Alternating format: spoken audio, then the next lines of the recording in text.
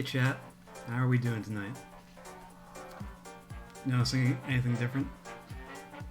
That's right, we are now in glorious 1080p.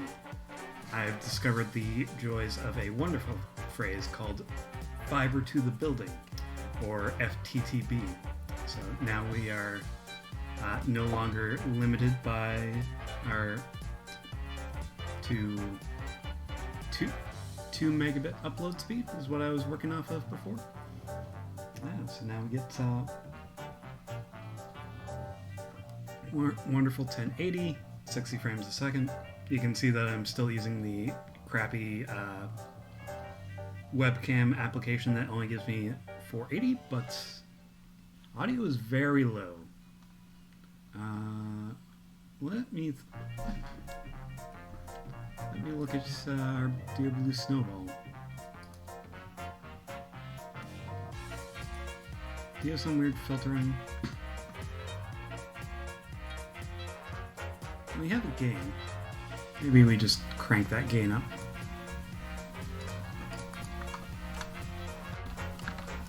That gain is now... Yeah, that looks better. I can see the levels going there. I guess I'm saying a bit further away from the blue microphone now. I appreciate you letting me know, because setup's a little bit different.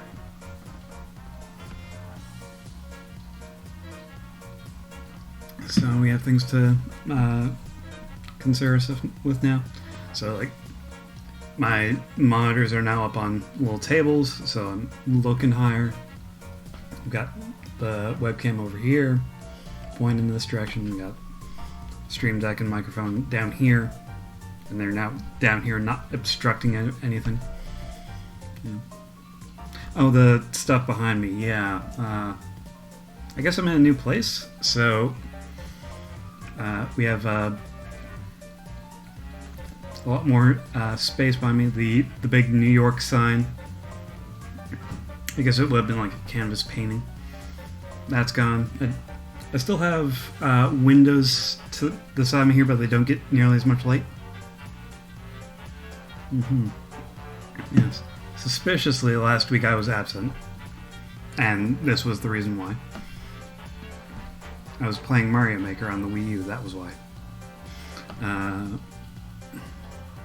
I am slightly annoyed because I put effort into getting this shelf in particular organized, because I thought it would be on camera, and turns out I'm just going to be blocking it 90% of the time. But by God, I have shelves now. Look at all the shelf space I can fill up. It's wonderful. We have a VCR down there, and I think a record player. My grandfather's moving out of this place, so there's a lot of his stuff here. Like there's his boxes just behind me randomly. I'm Greeking out the city names of where all this stuff is going. But that's like Grandpa's EMG machine, which will tell you if you've got carpal tunnel syndrome, basically. He used to come into this place to do office work, and now I get to live here, so things are good there. Yeah, this basically what I've got set behind me is all we got Yu-Gi-Oh DVDs, One Piece DVDs, video games, and then just all the manga that I've got going on under there. So this will be a work in progress over the next couple weeks. Black Friday's coming up, so.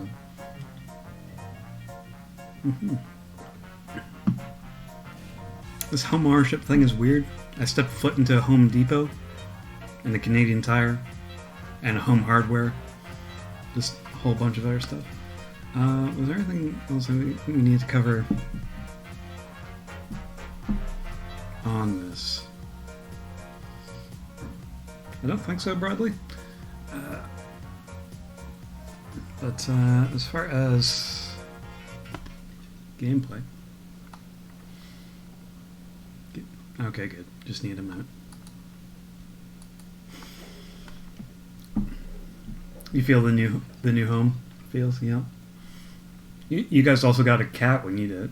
Were you two moving in together at the time too, or was or were you in the same place before that?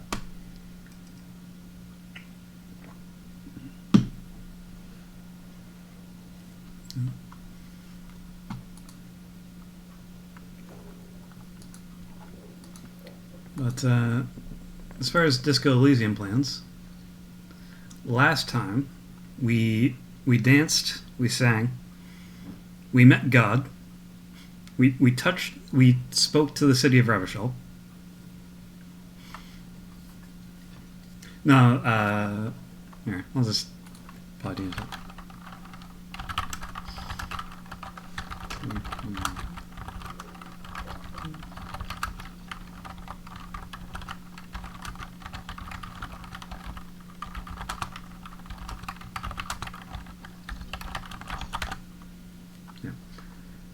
As far as Disco Elysium things go, we danced, we sang, we touched the face of God. I think we did some speed. We must have. That's just a thing we do. Skip frames.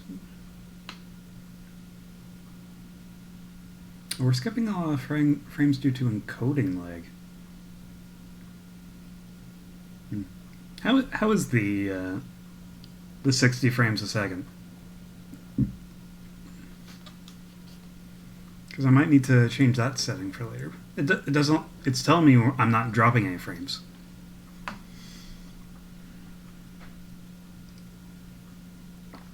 So I think that's okay.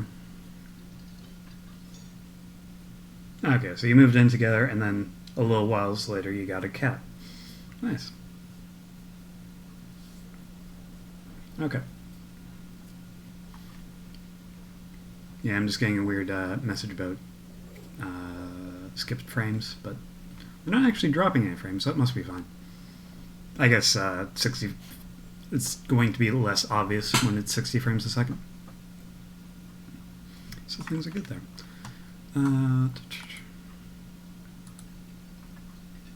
Move in the cat. Yeah. I would consider getting a cat myself, but you know, I'm still a long-term guest here, so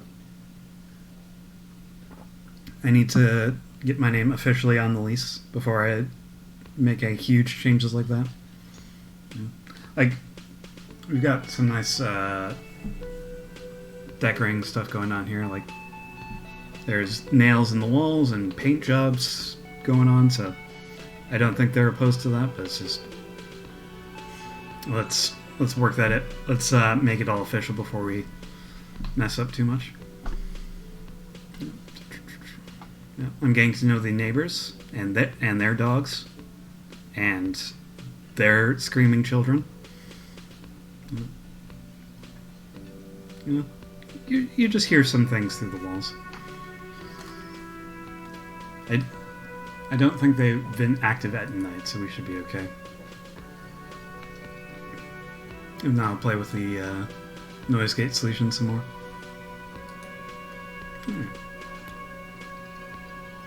So, the other thing we did last night was inform next of kin,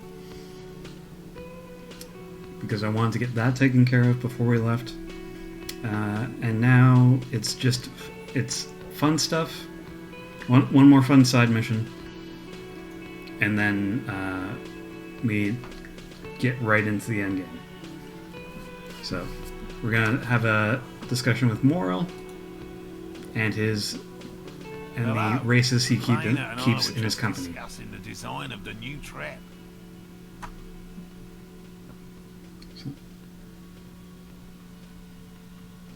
And I think this side quest is all behind this interfacing check. So we fortunately are just drowning in skill points. So really the only problem is the caps. And we're just going to deal with that stuff. Motor space, learn from skills. I need to put on the better gloves. Well, let's unlock this check.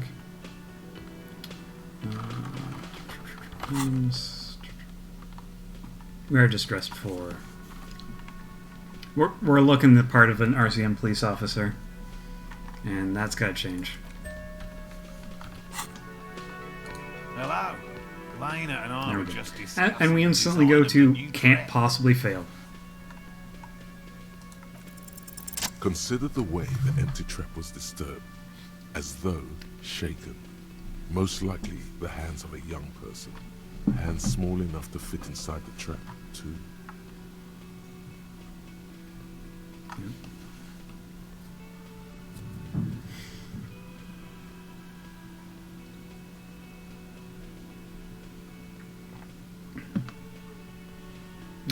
Their joys of being a homeowner is complaining about the neighbors. It's great. Okay. But as far as our mission goes, the task this time is hunt down this cryptid that we definitely don't believe is real. But we kind of believe is real because this is a weird game with apocalyptic pseudoscience. So why wouldn't it? Why wouldn't it really be real? Where's your sense of majesty? Right. So we emptied out all the traps, and the bait was gone from one of the traps. So we were looking for an explanation as to why, and interfacing has decided, oh, a kid took him. What kid do we know? You should ask the red-headed boy, Kuno. I think a little hooligan called Kuno may have stolen the locusts. A little hooligan. But what would a child want with bags? Not bugs, yes, bugs, because that's the bait. I don't know, maybe he thought he could get high off them. Oh, my dear Morel, you've been an old man for too long. Kids love to torment insects almost as much as they love to torment old folks. A shadow of worry passes over the old woman's face. I'll talk to the little gremlin and see if anything comes up. Yeah, and he's... Oh, right, this was the other thing I wanted to mention. So in the course of the move, you think about the stuff that you've been looking for a long time. I want you to guess what this is.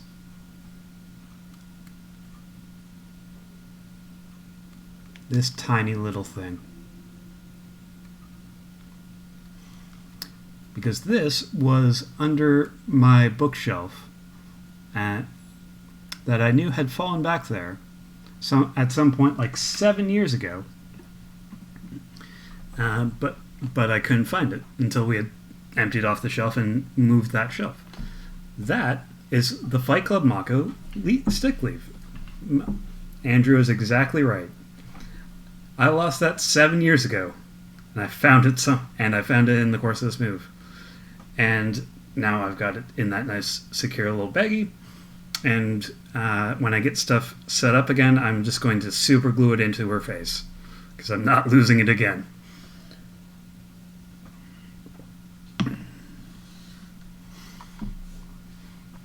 I'm so happy I found that. I have considered just trying to order a replacement part for it. Delinquents, my favorite. It doesn't sound like it's really his favorite. Oh, you've been such a dear to us. Please let us know whatever you turn up. I have a feeling we're getting so close. Well, I see you've got all the help you need. I'll see you tonight at my place. Let's play suzerainty, but no more field trips for me.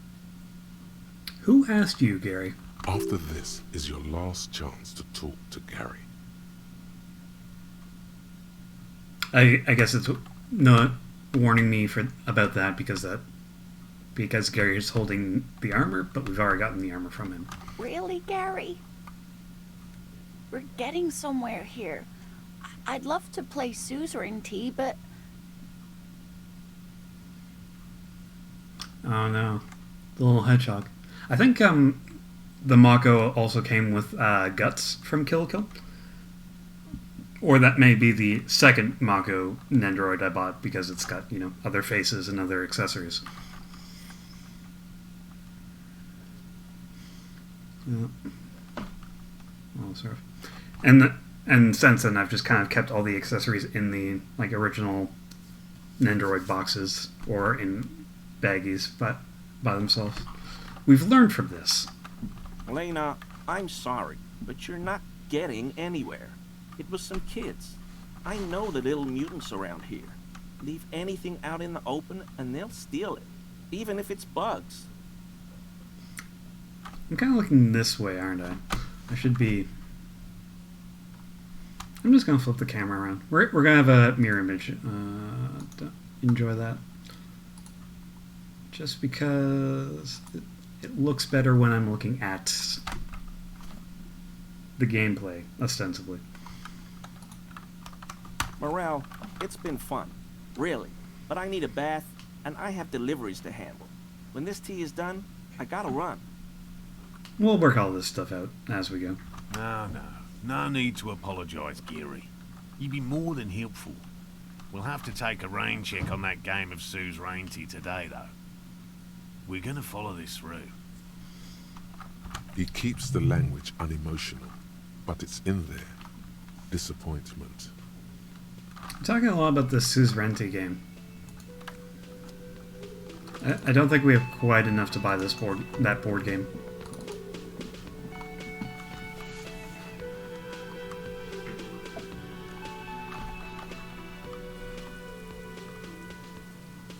We could potentially. How do we want to deal with the Kuno? Let's yeah,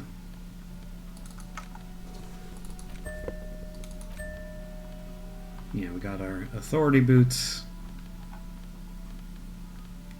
Put the leisure away.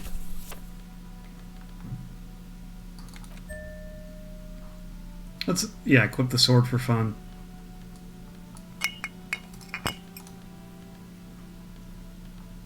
Yeah, it's still kind of light out. So I think we're fine. Ooh.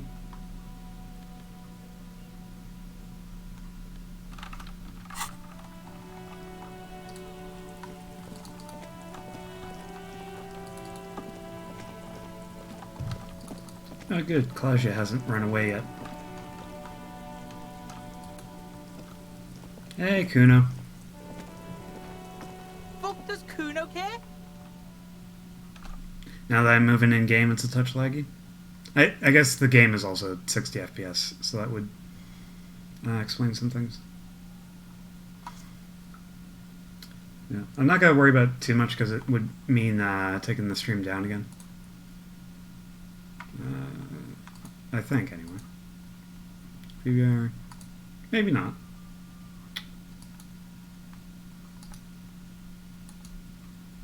I think I can just apply that. I think it's like the CPU encoding.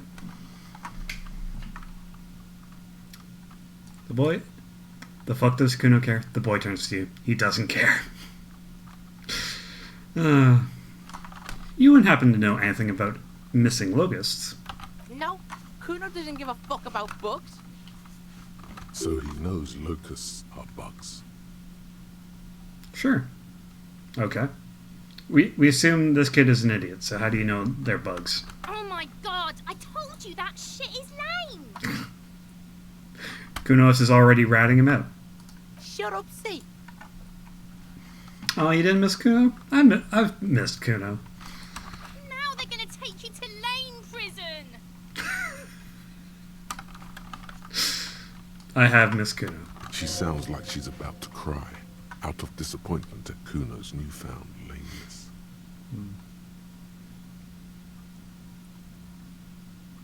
What's this about? Deny everything, Kuno! You need to lawyer up! Yeah. Kuno's not gonna say anything without his lawyer present. Oh, do we have to provide Kuno a lawyer in the court of law? Lame. That rings some bells. Could this be connected to Night City? AKA the City of Rage. No, I don't want to talk to the kid about Elysium stuff. Kuno, is this about Rage City? Oh god, Kuno, no! What's gonna happen now? They're gonna make you lame! The little one behind the fence takes her hat off. Stop it, see. No one's gonna make anyone lame. Kuno's got this under control. There's definitely something going on here. You should check out Kuno's shack, the one with the pig's head. Okay, I'm off. Kuno doesn't fucking care. We don't need to ask about his lawyers. We can just go. Ooh, new overworld. Oh, we could go play suzerainty with the racist, couldn't we?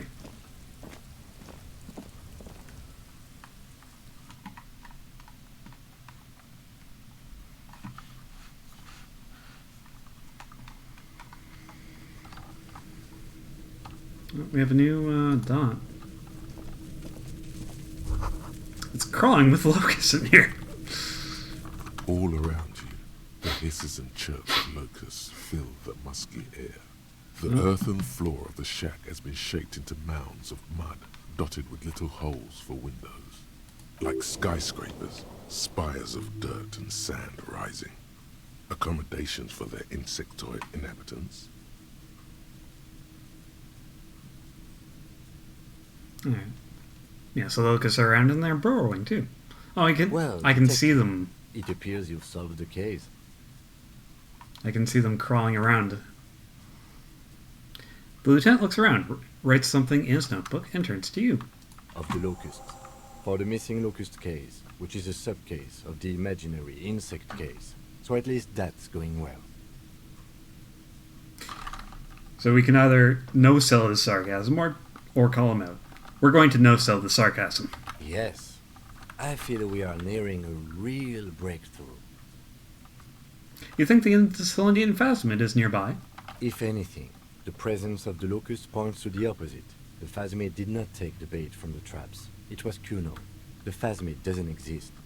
But what do I know? Use your powers of deduction. You knew the magic bug was nowhere near here. The phasmid is impairing your judgment. I don't know, is the phasmid... Am I compromised by the phasmid like I am by Claudio? I mean, probably. I'll let you handle the Kuno side of things. You are doing just fine.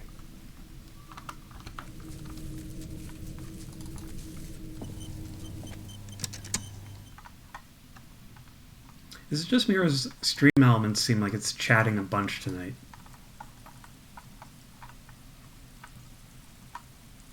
It's going every minute or two, I think.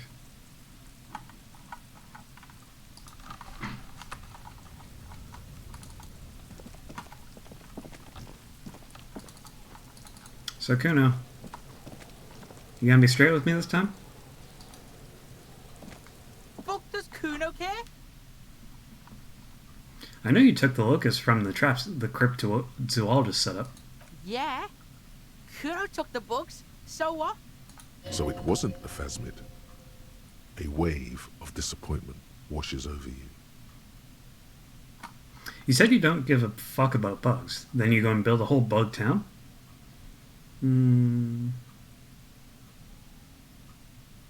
It's not Bugtown.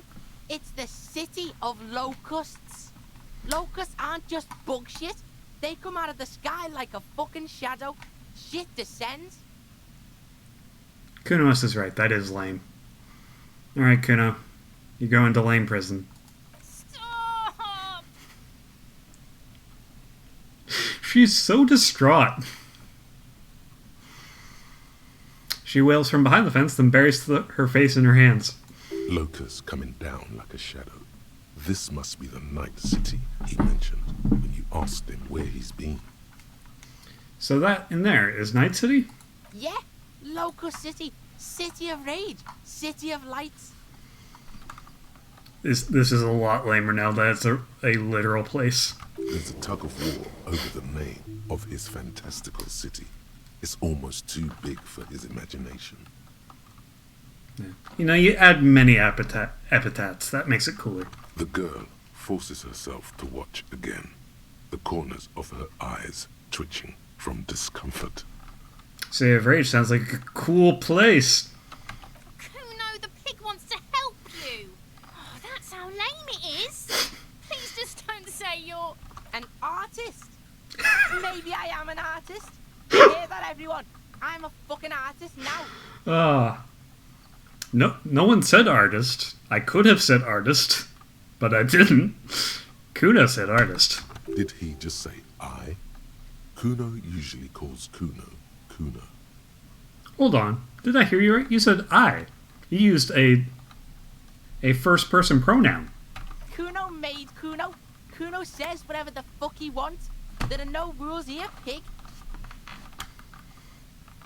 I Sure. fucking say I when I wanna, and Kuno when I wanna. Kuno's free. Kuno's free to fucking die, bitch. This is what he sometimes does when things get tense.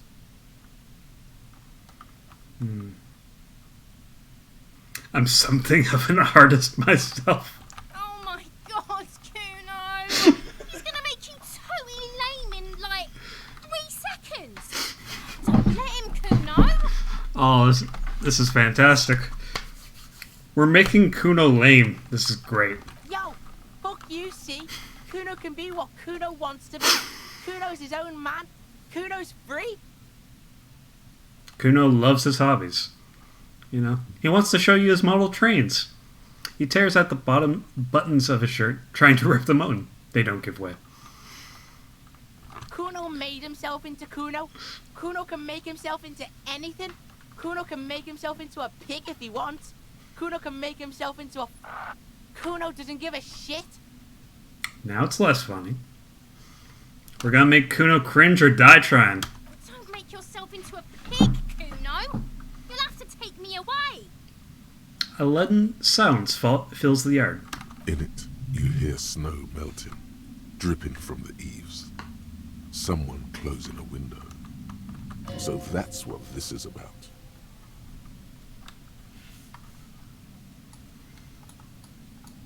Oh, if Kuno becomes more lame, more like a pig, then they'll be driven apart. That's good. Me and Kuno have discussed this. I promised I wouldn't do that, which is kind of true. Yeah, we were talking about you behind your back.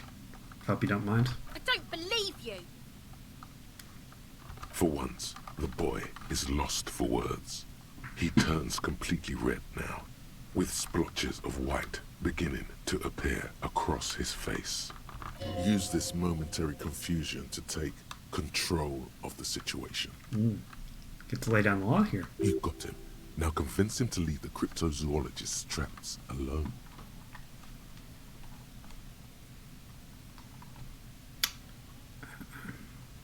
I guess that is kind of the first option. But I have to ask, though. What does the city of Locust mean? It don't mean anything. It's shit. Kuno just likes to focus. Kuno likes to concentrate on shit. Build shit when he's zipping hard. Fuck.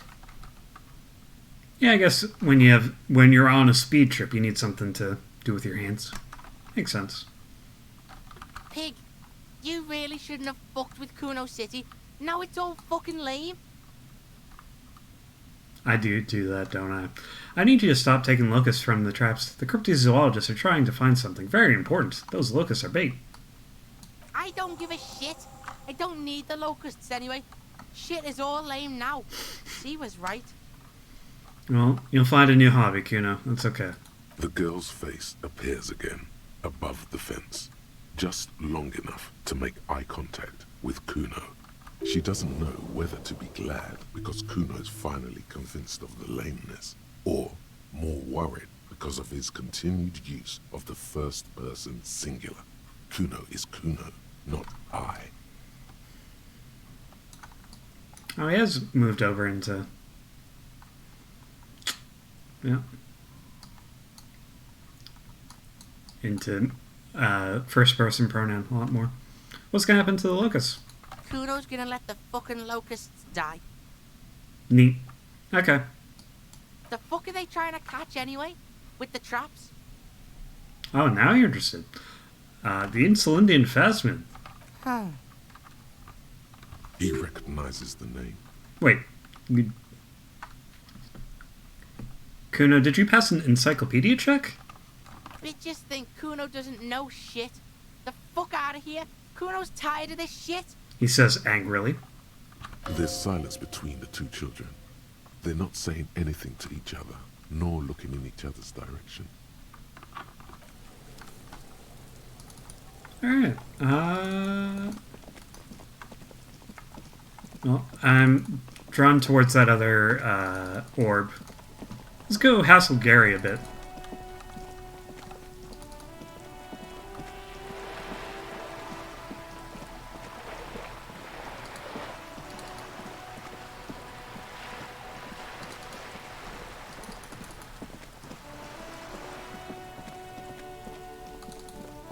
I'm sure the task will update to go say hi to Morrow.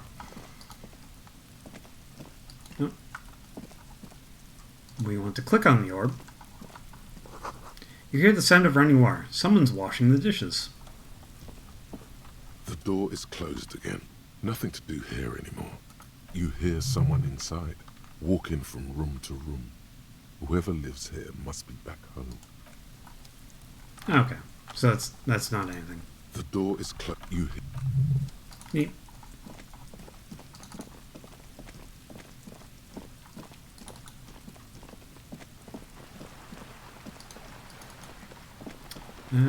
What does it say?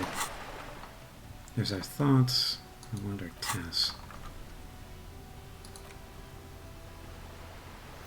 Report back. Okay.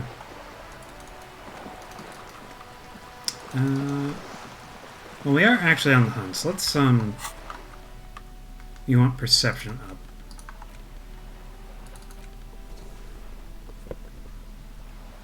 We do not remove the necktie, even though it would be thematically appropriate.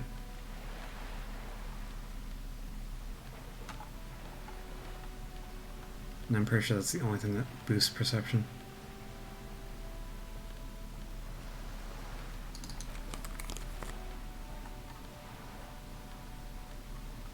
Authority.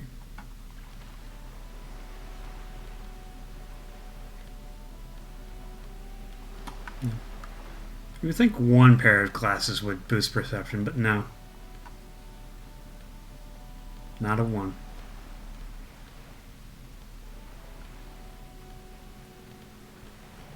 Okay.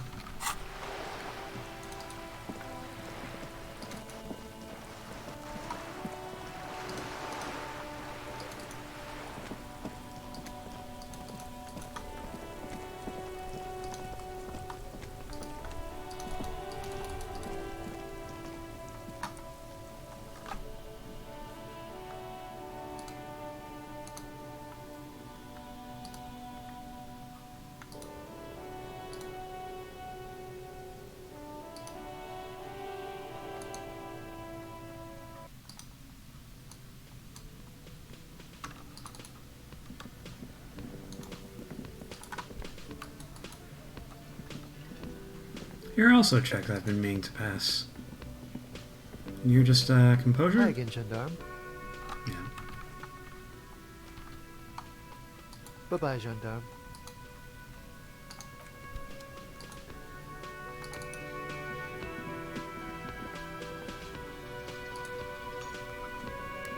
Hello, officer. I think I almost have it. A new trap design, that is. I know you're skeptical, but I have a good feeling about this. I had to chat with this kid Kuno. He promised to stop stealing the locusts. So it was just a child. Yes, you were defeated by just a child. Thank you for telling us, sweetie. This is good news, right? It means we can try again. She acts chipper, but something's changed in her tone. A hidden worry. Something is secretly gnawing at her confidence. It's not this Kuno kid, or the missing locusts. It's something else. Yeah, you're right. We just need to restock the empty trap. Then we'll need to inspect the traps one more time. And then maybe we can. The Asian cryptozoologist breaks into a hideous coughing fit. He has a 38-degree fever. His resilience has given way. Darling, I told you to take it easy. You're getting sick. Maybe it's time to go home. You guys were kind of out in the snow dressed like that. You're right, you're right. We can come back next season, when it's warmer. He breathes carefully to not start coughing again. Yeah. There won't be a next season. Not for this. Find a phasmid or admit defeat, people. Man, I'm really feeling like this is costing me time. No, if we wanted to do that, we wouldn't have been here for 3 months. It's not worth risking your health. You should call it a day and go home. Refuse the call to action. Accept enthusiastically. Damn it. Okay. Accept, but in a tsundere fashion. You can? Fine. It's better than having these people get pneumonia on the coast. But after this... Kim, you're into this.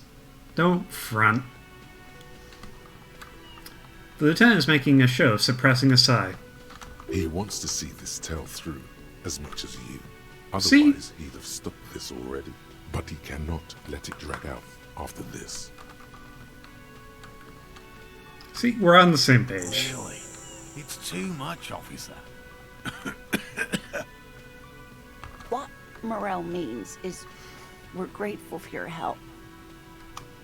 Here's a fresh scratch of locust. They should slide right down the funnel. And thank you again. We will definitely mention you, should this lead to a discovery. I'm not talking co-discovery, of course, but... I will be taking all of the credit. That was a very loud sound effect in my ear. This would show them all. We need to get you on that list of discoverers. No question about that. Bye now.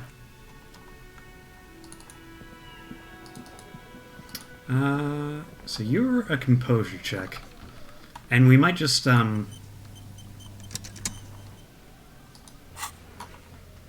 we might just force this one, because I think we're otherwise out of composure. Oh, we totally are.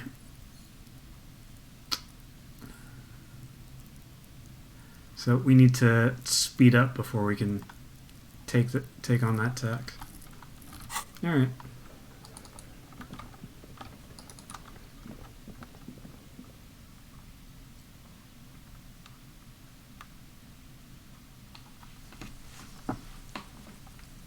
We might not get to that little plot detail, and that's okay.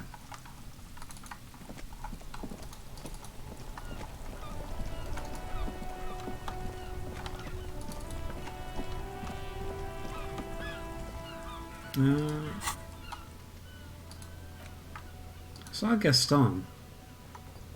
Gaston, will you give me your sandwich now?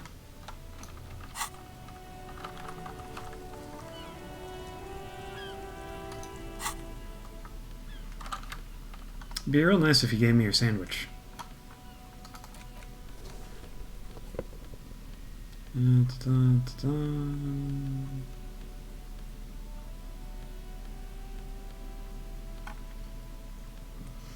You know, it would just be real swell if you could part with your sandwich for my sake.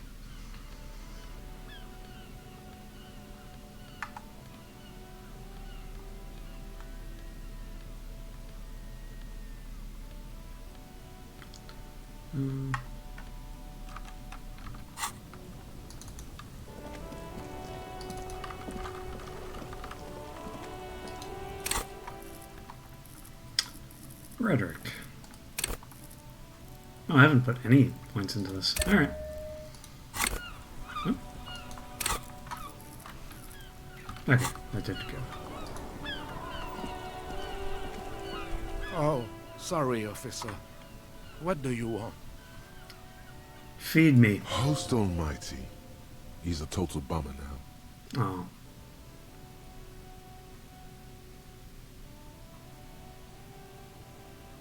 Okay, never mind. Well, I made a quick save. Let's just use that. So that's a dead check. We can't get that one now.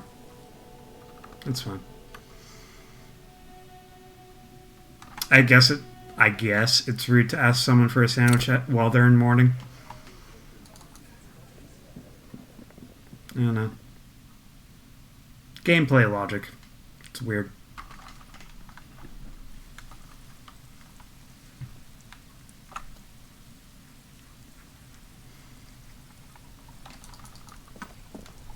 Yeah.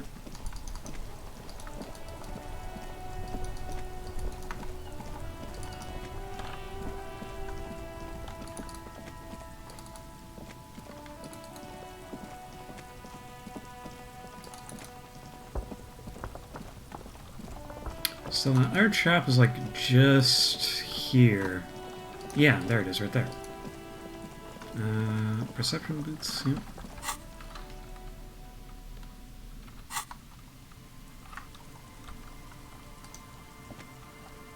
The trap stands empty amongst the reeds. No insect sounds or movement around. Only the reeds, melancholy rustling. Rain drips from the netting of the trap. This was the one. Fantastic. Release locusts into the empty trap. The locusts, dazed from being transported, slowly begin to acclimate to their new surroundings. They're not really going to get the chance to get comfortable here. Good. Now that's done. When do you think we will return to our impending apocalypse of a murder investigation? Don't answer that. It was a rhetorical question. He doesn't want to, but if there is one more cryptozoological runaround, he must force the investigation back on track. This better be it.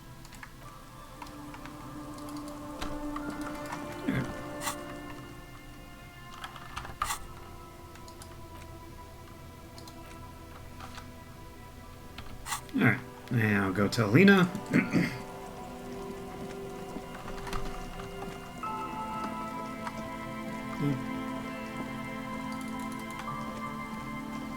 Yeah. There's definitely a lot less running back and forth when you have multiple side quests that you have on the go.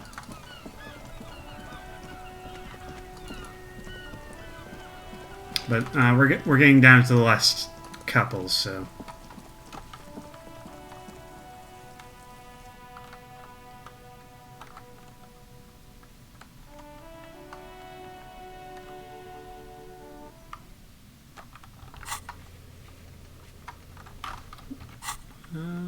Was it going to do anything different with my thoughts? Okay, I'd already put that one in. Oh, that's not great.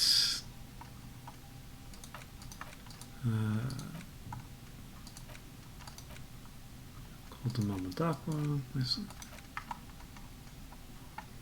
It's not great contrast.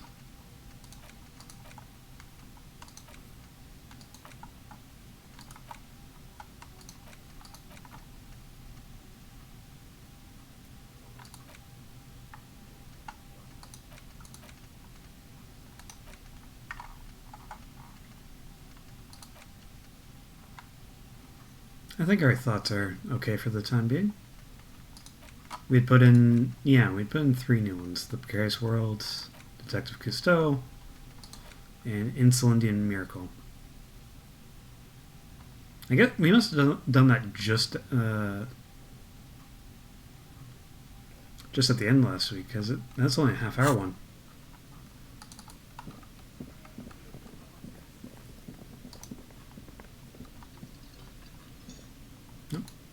Here now. Hello, dear. It's good to see a familiar face.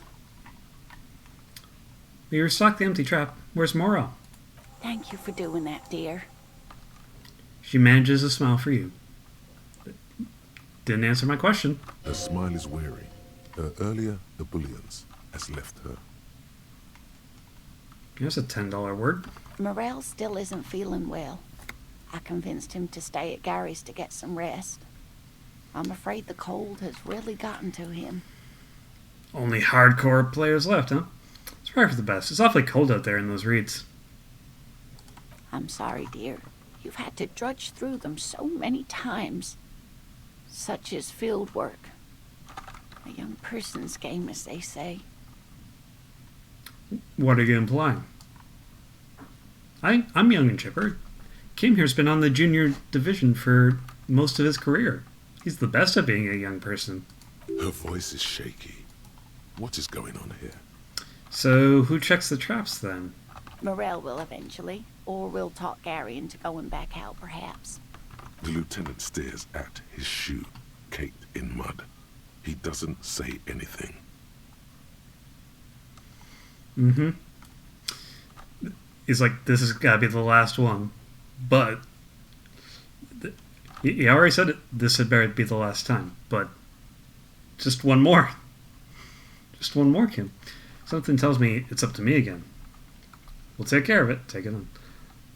Once more onto the breach. I do love that turn of phrase. I kind of have to choose once more onto the breach. That really is too much, sweetie. Thank you for your dedication, but I can see you're coming down with a cough yourself. No, that's totally unrelated. That's just the drugs. Fuck that cough. It's not happening. The insides of your lungs are lined with tobacco, a powerful antibacterial agent. You are unstoppable. I did say drugs, but I guess it is just I have smoked at least once in the past 3 days, so. Very strange. Why is she not letting you do this? It's like she's given up. What's wrong, Lena? You seem different. Different? How? It's like she's given up as the volition check. You're not telling me the whole story. I'm not. It's not that. She doesn't know how to end the sentence. What is it? It's a strange feeling. I haven't really told this to anyone, but you are a police officer. I am. And when a police officer asks, you must answer. Do you ever wonder if some lovely story from your childhood is just that? A story? Or a dream? No, never. All my childhood memories were 100% real. Even the fake ones. Hunching her shoulders now. She seems even smaller than she is. Like a sad young girl. Seeing the Insulindian phasmid was just a story I used to tell people. I didn't really think about whether it was real or not. Mm-hmm. But Morel told me you'd seen it. You also told me. Morel's so proud of it. He always tells everyone. A terrible sting in the heart. Regret.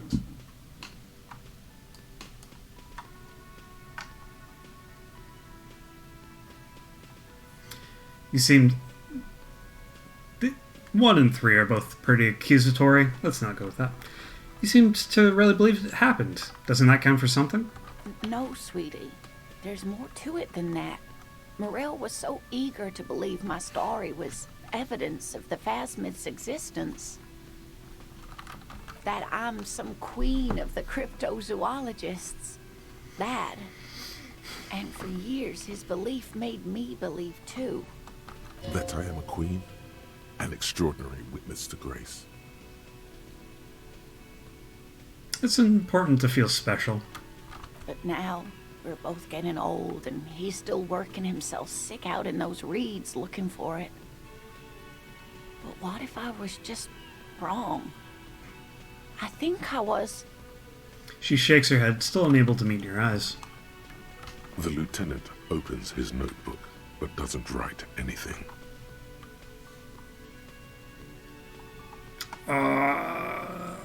You're right about everything, and I need to get back to my work. First, tell her that her marriage hasn't been a lie.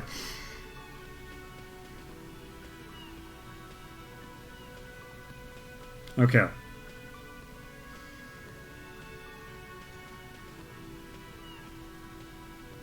What are the odds we fuck up their marriage? I mean, 28%, but... Oh... That's fine. Let's just go for it. And they Easy know check. It's not the same as the tree. Easy That check. requires time, diligence, and care. And I need something good here. Wrong or not, Yeah, let's start with that. But roll the dice on divorce. 50-50. Hey, half of all marriages end in divorce and all that. This one's not gonna.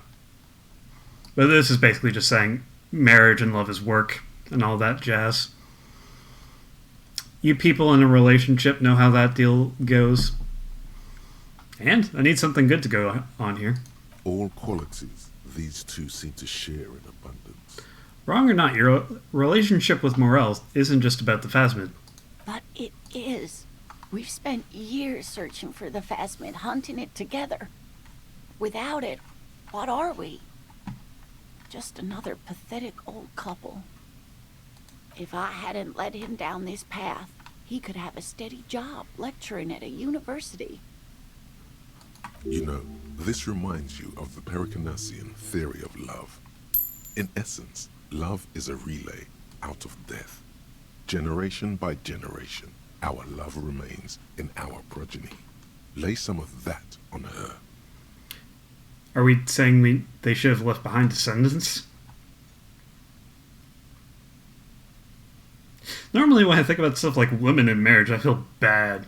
When I think about you and Morel, I feel okay. That counts for something, no? You know, the Pericarnassians theorized that love was the key to immortality. Oh, sweetie, I don't think the Pericarnassians were thinking of people in my situation. She looks down at her legs. I was a paraplegic before we met.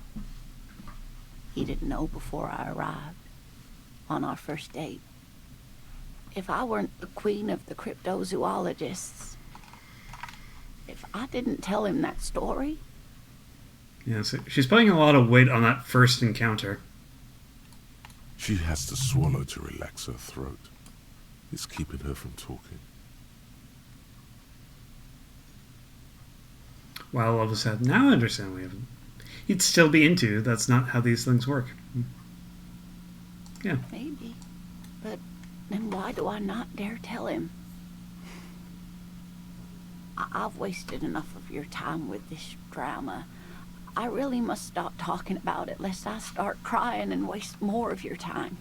The drama's what we're here for. What you have to know is the Insulindian phasmid probably does not exist.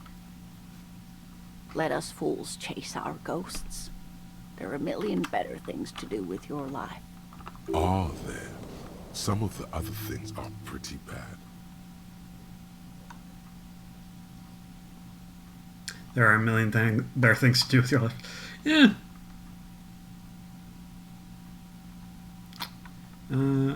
Okay, it's a false memory. Doesn't mean you're right about all that. I need to get back to work.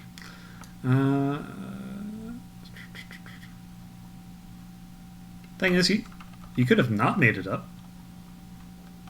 You're unsure because it goes either way. There we go. I'm not sure of anything. Sometimes I still see it, you know. The real memory. Not the memory of the memory, but it's so hard to tell the two apart. Rising, unfolding from the reeds on a hot summer's day, like a benevolent god. Either way, I should go. Poor Morel is running a fever, and I need to get him home to Jamrock before we overstay our welcome with Gary. Can I help you get over there?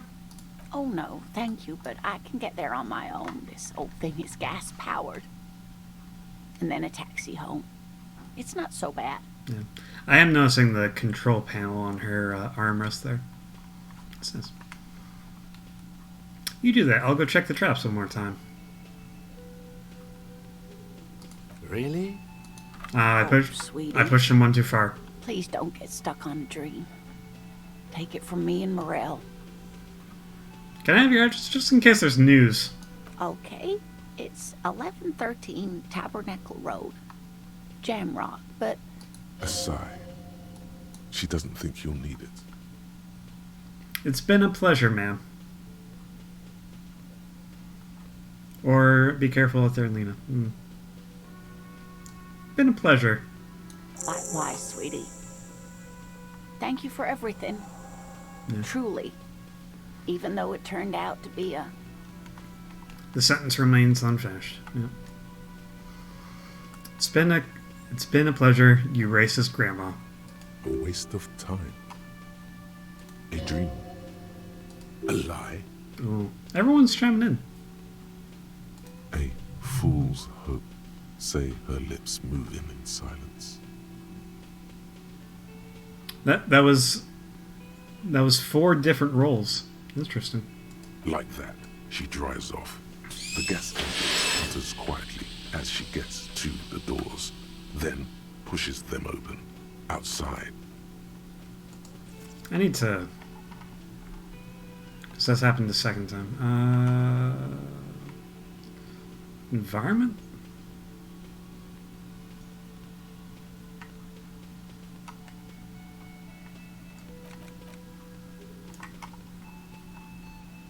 Let's try environment.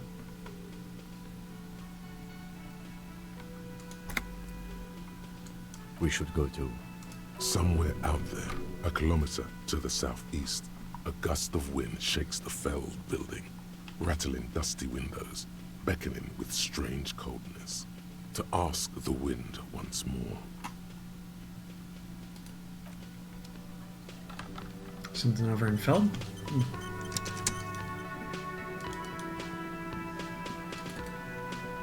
Alright.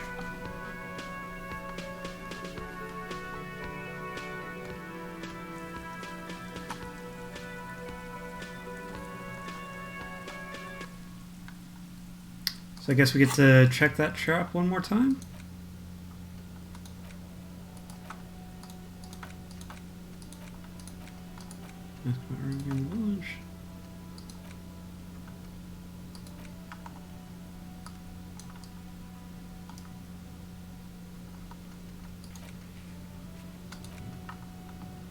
Oh, I guess we have one more check here. Sure, let's just get that taken care of.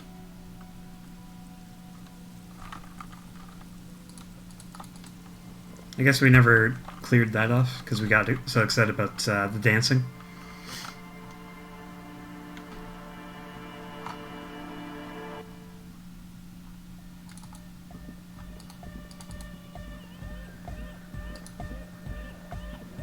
Yes, what is it? Alright, I talked to Egghead. He plugged in the cable. You can now unmute your speakers. Okay, but think you can ask him to turn the volume down a bit? Just in case. Maximum! Shouts Egghead. A great smile still adorning his face, larger than a red dwarf star. Maximum is the only way! I know it is, but could you please turn it down just this instance? Just this one time? Maximum is not the only way, okay? Pump it to the brick!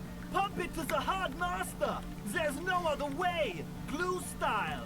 Glue style? Okay, there literally is no other way. The mixing desk is glued to maximum. You could have just said that. You could have just said the stick is stuck. See? He pumps it to the hard master. It's hopeless. I think what Egghead is trying to get across here is that the volume button is stuck and it's broken that way. Of course it is. Yeah! Permanent enlightenment! Ray of sound! Never mind then. Let's get on with our project. I'm going to unmute the speakers on a count of 5. Everyone ready? Egghead pumps his hand up in the air, waiting for the beat to drop. Alright, we're going to find out that the world is ending from that little 2mm hole in the world. All ready. Ready. I'm ready if you two are detectives. The lieutenant nods stoically.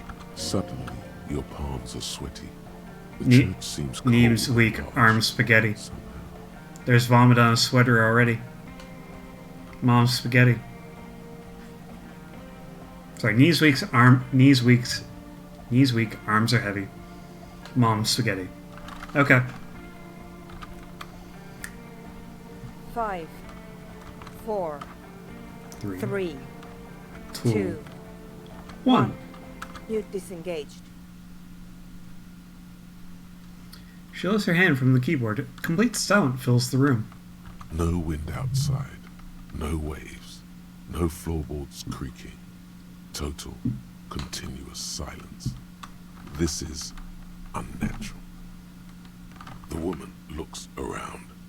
In the silence, you see dust move on the floorboards. The driver of the speaker vibrates in the air and then stops. Plasterwork begins to crumble down the walls. In the silence, a low hum starts creeping up your spine. It's a song inside you, not in the speakers, not in the room. A great bass sigh in the basement of your mind. Slowly, it builds until the air around you starts to vibrate. The floorboards, the glass, the streets and people. Nothing will remain. Guys, what's going on? Didn't think it was going this way. There's alarm in the man's voice as he steps back to scan the surroundings. A slight rattle like the crystal clattering in the cupboard fills the air, joining the chorus. This fragile world is about to break. Oh, fun. It's getting louder. In the basins, the water looks like it's boiling. Hosiana! Mother of Mega! In his mind, a tidal wave approaching from afar, swallowing entire coastlines on its way. Salvation.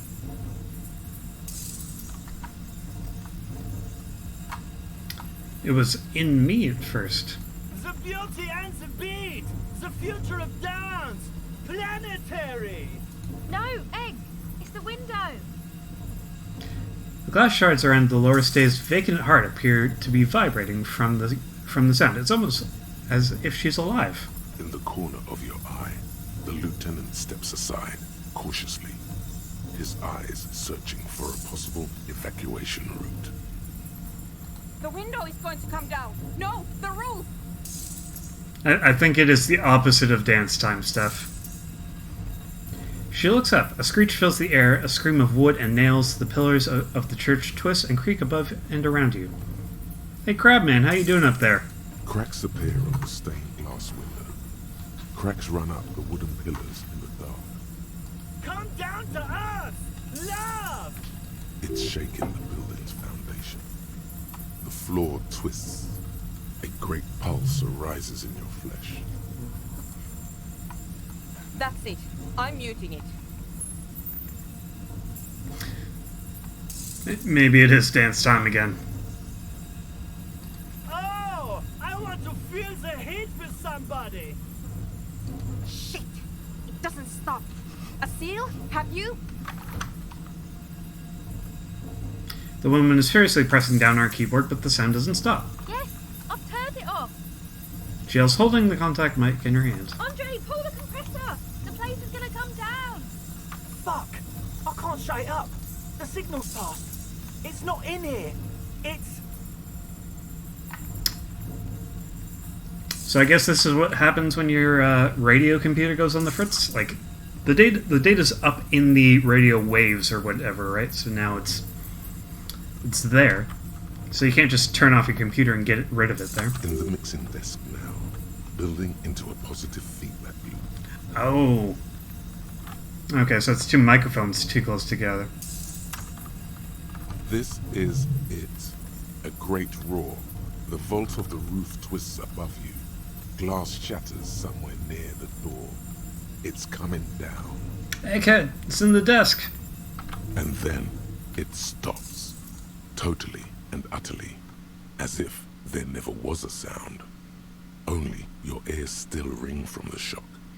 Everybody is staring at Egghead, holding a dangling cable in his hand. A black 3-pin connector. Egg. I pulled the plug. It was getting too hardcore. You did good, Egg. Most of the place seems to be intact. Fucking hell. Programmer lady, tell me you were recording that. 4 years. 22 people. Millions of reals. All that time? This is what we were up against. Just erased it. Suliswolf isn't gonna believe this. Yeah, but did you record it though? It was dope. I think we can use it. Yes, Andre. I recorded it. Damn, I need to send some letters now. She wipes the dust off her sweater and rests her hands on the keyboard.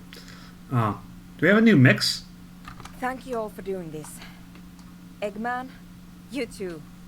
And you, officer. I don't know what we've discovered, but I know what it sounds like now. That's a start. Kim, did you hear that? It was very hard not to. I think you're right. There is something going on here. And you need to be very careful with it. I promise, officer. We will not play it again. What was that? I've never heard anything like it. It was mathematical information from the anomaly, presented as a waveform. That's what it was technically.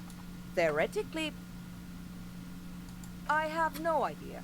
I've never even heard of anything like this. A voice seems muffled in the silent church. It's your ears adjusting after the exposure. Where are you going to write to Sulislaw? Yes, our lead designer. And maybe some of the producers too. And some of the writers. If they're sober enough to open a transmission. They need to hear. That it wasn't her fault.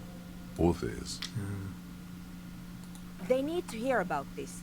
Don't worry, I won't send the recording. Although I doubt they have the speakers to produce the frequency anyway. What happens now? Stay here. I'm going to stay here with these lunatics. Send letters, maybe meet Suliswolf. Also devise further measurements. I want you to know that's totally chill with us. I don't care, but thank you anyway. That's the best she can manage for Andre. It's quite a lot in truth. For her, at least. Now, I have a theory to come up with. Some kind of preliminary explanation to all this. Or the letter will sound like I've lost my mind. Yes, and we have to get back to stabilizing Martinez. Instead of demolishing it with loud bass noise of unknown origins. He breathes out, trying to shake off tension. You have an explanation for all this. Somewhere deep in you, you know. The person you were knows. Form a theory on the 2 millimeter hole in the world. And our bonuses here are Cop of the Apocalypse. I guess we've answered enough of those things by now. Investigate Doom commercial area. Heard of the Doom commercial area. We kind of had to get to here, didn't we? Alright. We'll dress in logic clothes and then come back.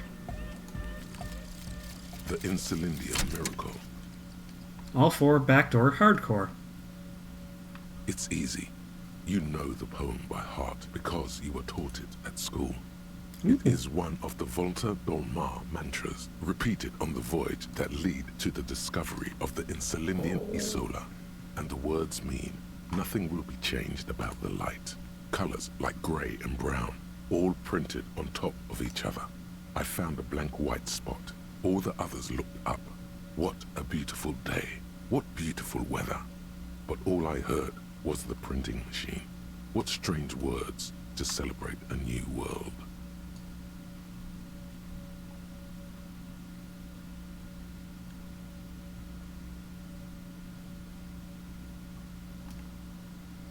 The words nothing will be changed about the line. Colors like gray and brown, all printed on top of each other and found a blank white spot. All the arrows looked up. What a beautiful day, what a beautiful weather. But all I heard was the printing machine. Nice. But also, if that's our bonus, then we don't need this slot again. But that's just an interesting thing to peruse. And so? Don't care about that. No.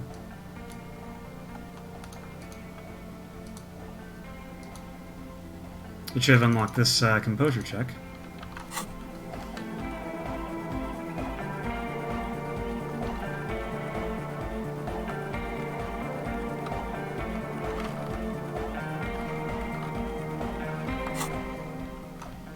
Alright, well, let's logic up.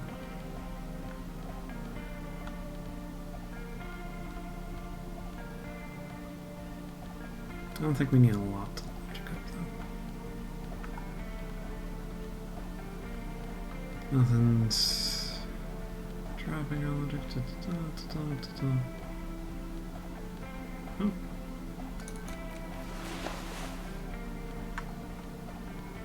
Logic is definitely one of the stats that just pumps easily.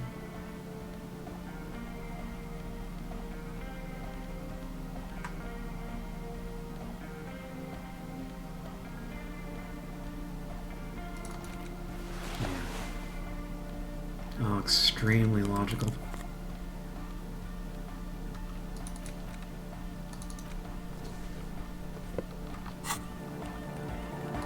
Yes, what is it? Extremely logical. You don't have to. You already have. A long time ago. Wait, how?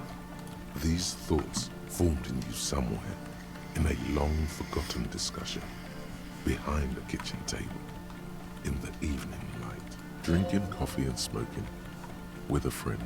Oh, nice. The times you do your best thinking, right? Suna, that 2 millimeter hole is the origin point of the pail. What? The swallow. It's how it all starts. It's baby pail. But Pale isn't here. We're thousands of kilometers from the edge. She looks up, and there's fear in her eyes as she considers the possibility. No, we're 20 meters from the very edge. She looks up into the darkness under the nave, then back at you. The pail is only an effect, a transition between the world and that. Then what is that?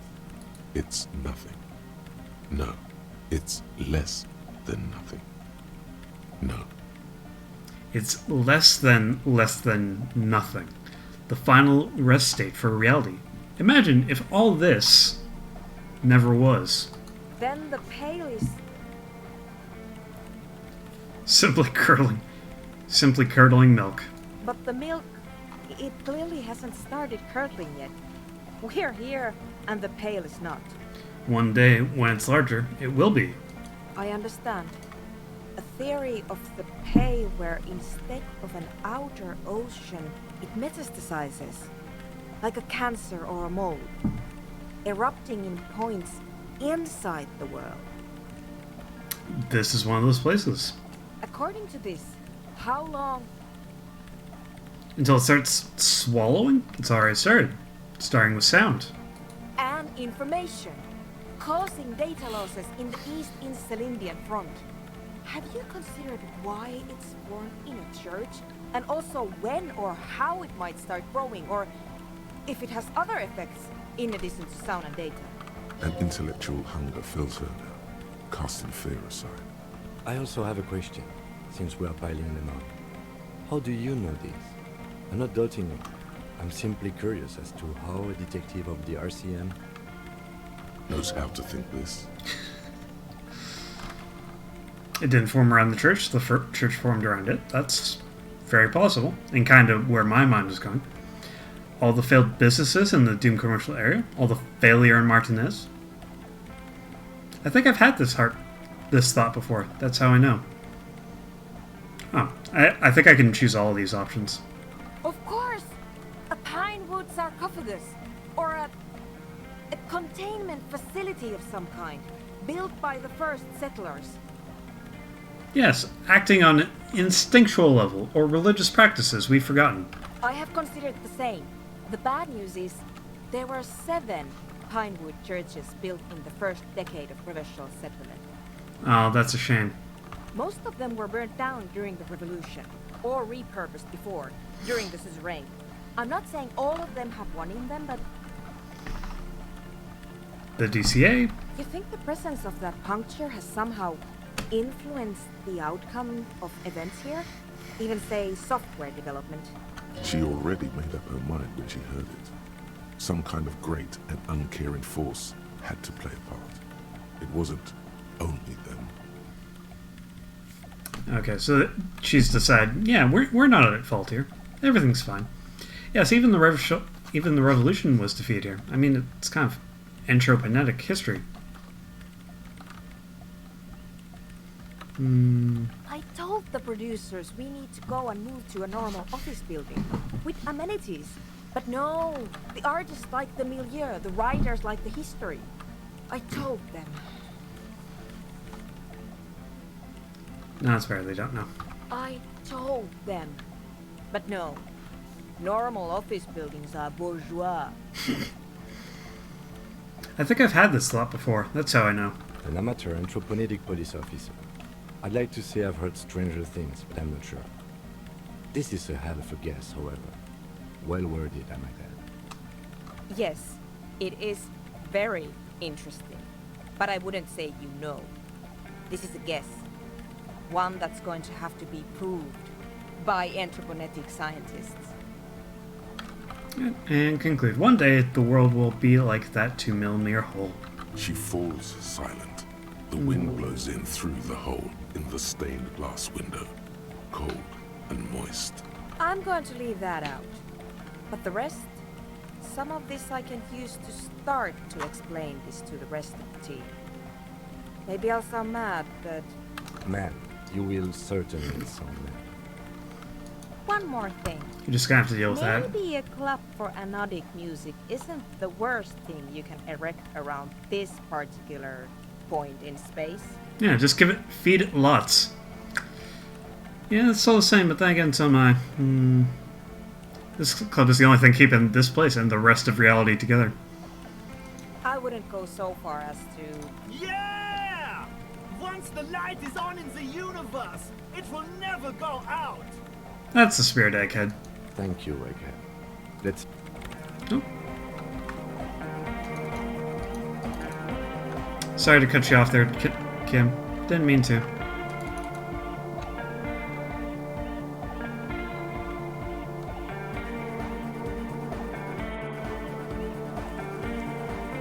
Neat result that all led to.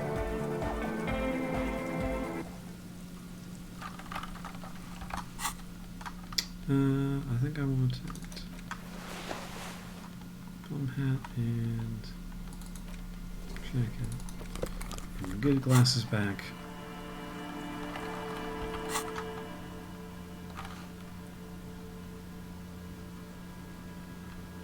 That should have unlocked. All my white checks should be unlocked.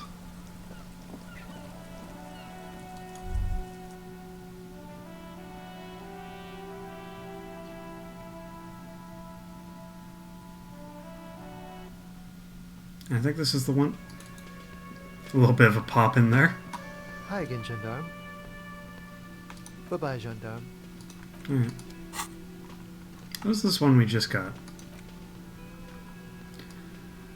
Someone's been walking around in your dreams lately, looking for something. Tidying up, rearranging, storing away all the unrealistic dreams, putting old pains in boxes. The worst nightmares have settled down for a while. A spot of light in the bedroom door after dark. The fluttering of eyelids in the spring sun, a thought that arises, only to disappear again. And yet there's a pattern emerging.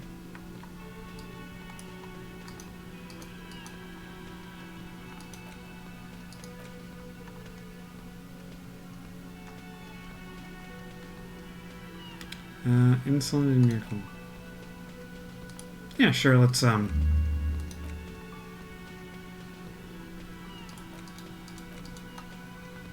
curious enough. Let's take a look.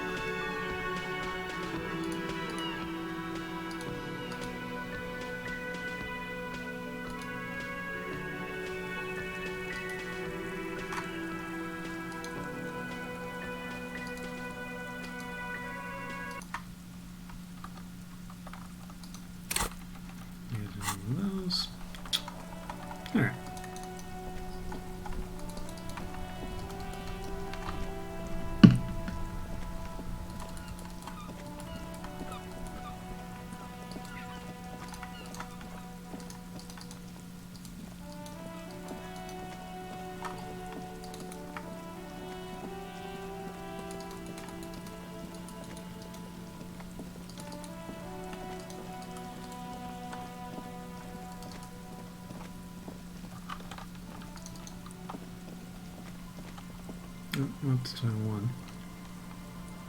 I'm actually just gonna take one quick second to refill my water. I won't, not long enough to take a break. Just give me 1 minute.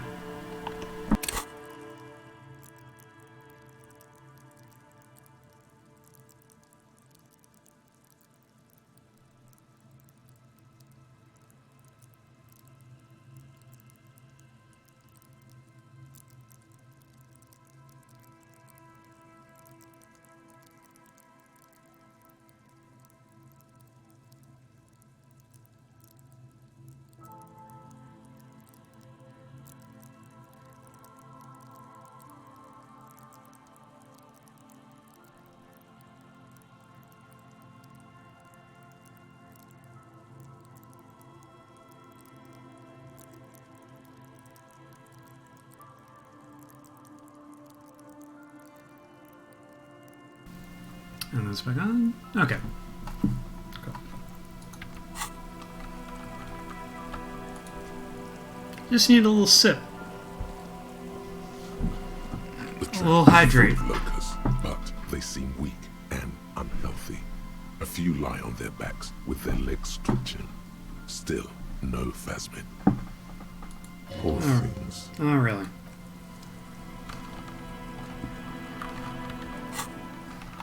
Alright. Funny.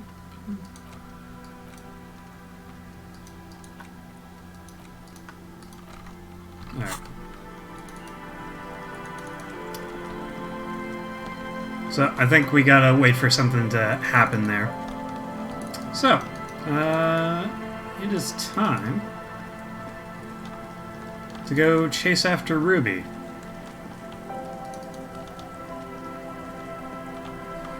Which means we are following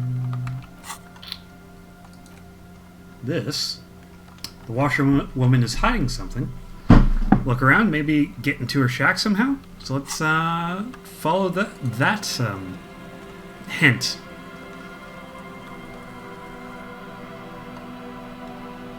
Implying I haven't already seen where this is supposed to go. Oh. I knew the next thing that we needed to do. Because we got the hint that she's under the floorboards. And it's one of those things that doesn't As you look at the floorboards in this corner of the shack, it's going to come up one way of them later, right? Isn't quite level with the others. The edge of a floorboard next to it looks scratched. Move the board aside. Hollow space underneath the floorboards is dark and damp. You can barely make out the mixture of sand and sawdust below. What's in here? Nothing particular catches your eye. Looks like more reeds. There might be something hidden inside the sand, though. Is it kind of like the building up on stilts? Something bad. Someone's night thoughts.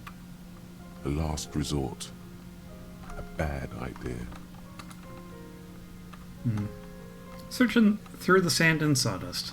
You stick your hand in and start combing through the sand. Dry, not like outside. Fine dust. And then something hard wrapped in paper. What you got there? A small cylindrical object. You pull it out. A bullet. 9mm bullet. A 9mm bullet, to be exact. Fit for all muzzle loaders of that caliber. Like your own Villiers pistol, for example. So, it's not a jacketed bullet. Right, because muzzle loader means point the gun up, barrel, put it in through the barrel, and pack it in there. And we're looking for a jacketed bullet.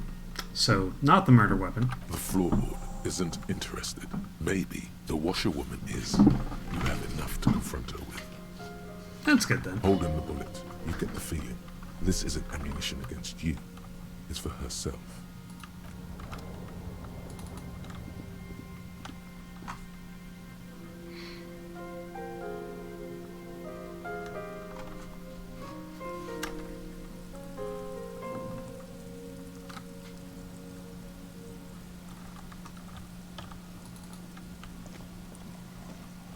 Our tenant, the policeman, I hope the waves don't keep you up at night. What can I help you with? Why was there a bullet under the floorboards? Damn that girl. She murmurs softly. And without anger, a long and harsh life has taught her not to buckle under pressure. A bullet? The lieutenant turns to you and gives you a little nod, then turns to the washerwoman. You didn't put it there, did you? She did. Gone and hid things in there? She's usually a good tenant, and not a stupid one either.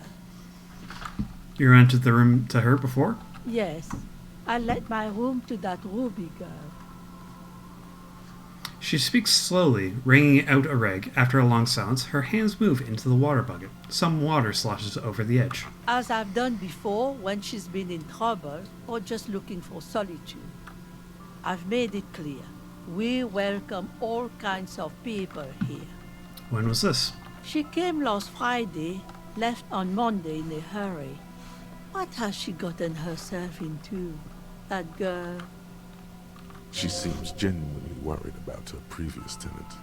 She's seen her hiding out from trouble before. But this seems different. That's for the police to find out. Right then, please answer each question to the best of your ability. I'm sure we have a few. You said she left on Monday? Yes, early with the dogs, around 8 o'clock, I think. She probably heard the lieutenant's Kanema drive by, and it woke her up, just like it did you. Say that thought aloud? Yes. That is a downside of having a 130 kilowatt engine. It lets the bad guys know when you're coming. Is the room exactly as she left it? I cleaned it, like I always do. Is there anything else there? No. The truth, sire. Alright. What is she like, Ruby? She's good company. Knows how to talk to an old woman. At my age, you don't get a lot of quality conversation. So I really appreciate that about her. Did she talk to you much during her last stay? No, she was mostly silent this time. Kept to herself. She tried not to let it show, but I could tell she hadn't come to fish. Usually she likes to cast a few lines, but this time she mostly stayed in her room. Why do you think she left a bullet there? How would I know? She's a gruff one, but not violent. She doesn't go around toting a gun. You could ask her about your hunch, that it was a desperate measure. See if she thinks Ruby fits the bill. I have a possible explanation. Aye. Do tell. Seagulls fly overhead, obviously a bad omen. Exit from what?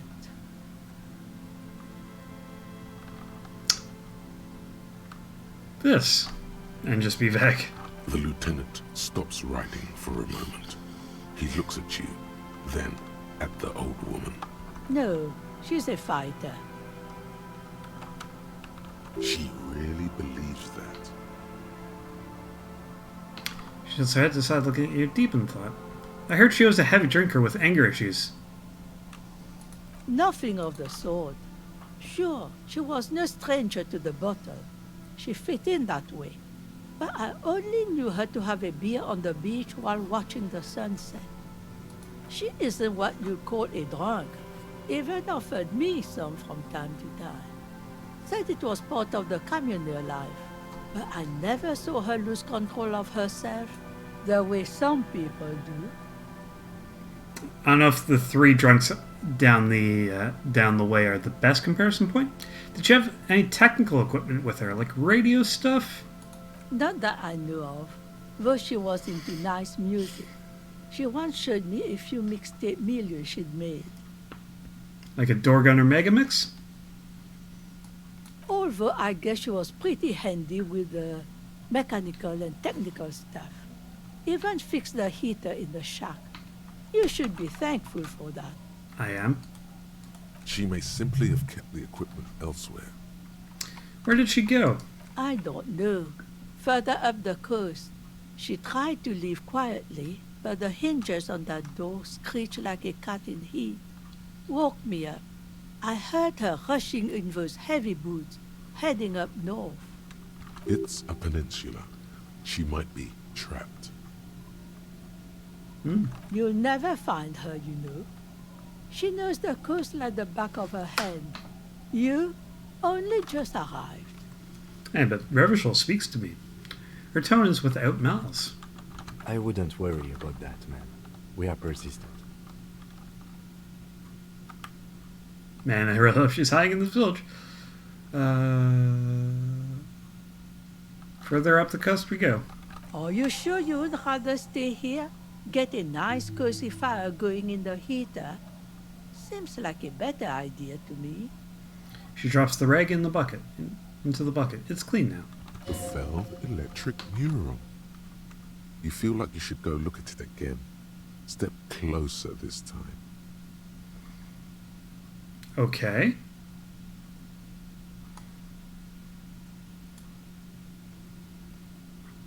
Sure, I guess this is just like a,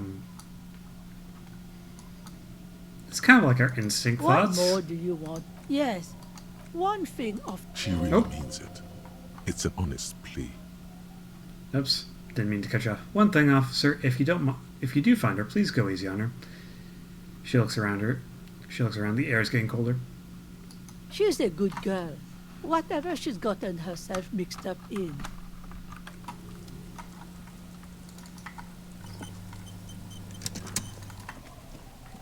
Well, there's the autosave.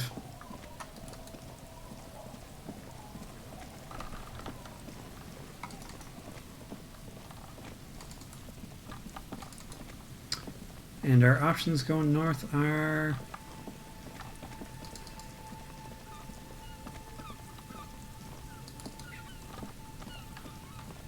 Hey, Wompty Dumpty Man.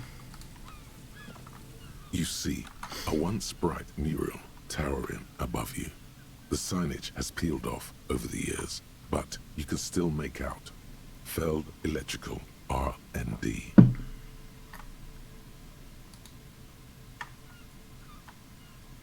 A slogan used to intertwine with the loops a long time ago. Now only a shadow of peeled letters remains.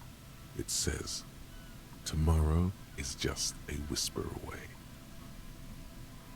Step closer. Above the mural, a collapsed roof, broken windows set in walls that are cracking and will soon also fall, and the coastal breeze rustling and sighing in the remains of the edifice. Feld Electrical. How ironic. All these dark rooms. Sure, buddy. Feld Electrical. You only know them as a small company that makes ink cartridges. Looks like they used to be big.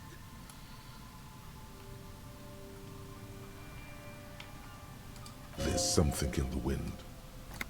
Sometimes the only way to go forward is to fail first. Why do I feel like I know this place? Indeed. Somehow you knew it was here.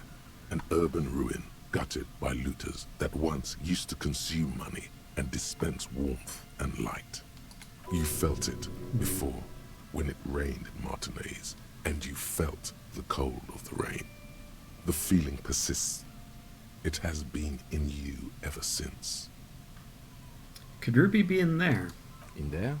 She could. Or she could be in the identical room over there, or in that boat shack, in that church tower, maybe. Why single out this one building? And we found a very important check, which I can now no longer see. There we go.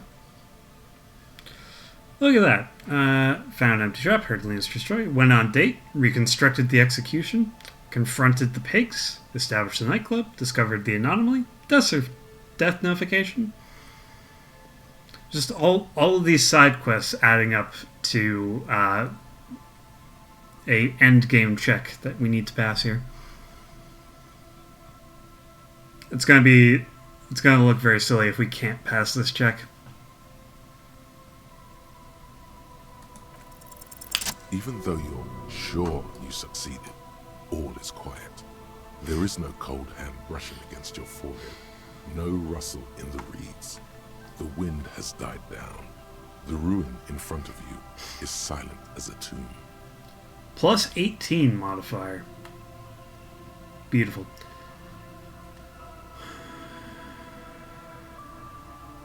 What was I even attempting to do here? Trying to talk to the wind. The city, whatever you thought would happen, did not. And now you're just standing there with your hands fallen to your side. Is trying to talk to the city something you've done before? Is it in your secret repertoire? A trick for when you're out of ideas? I guess it's a thing I do. I have these shivers. A prayer of sorts. To Revachol. Real interesting. They're trying to put like logic behind this idea of what the shiver stat really is. Like, not mechanically, because mechanically it's, hey, here's some lore about the city. And your relationship to it, right?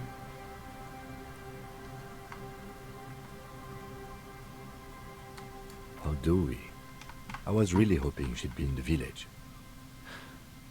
Okay. She's probably north of the village, and this place is a peninsula. We already scanned most of the outdoor areas on our wild cryptid hunt, so we have an understanding of the geography, at least. And then there's the church. We've already searched that and can rule it out. I know it doesn't feel like progress, but exclusion is a step too. Fire scan most of the, yeah, so it's probably not outdoors anywhere. And look at all of our running around side questing helping us. Anyway, we do it the old-fashioned way, sector by sector. Go over the whole peninsula, ask the locals, enter the places where we can enter first, like we did in the village. And if that fails? Then, if we're desperate, we can look where we can't enter. Bunkers, storm drainage, this place. I'm sure it won't come to that. He looks behind him at the dark red box crumbling across the chasm. Walk the Chasm. coast, the old boardwalk, the reeds. You can always come back here and talk to the wind again. Look where it already got you. An adventure awaits.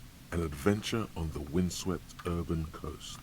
Buckle up and raise your collar. This search is going to be wet and cold. Listen to the wind again.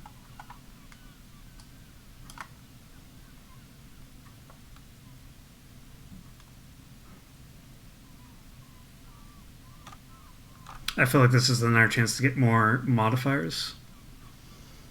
But we can just start here and try it. And failing, and if we fail, then we go around, do more side quests, and then come back.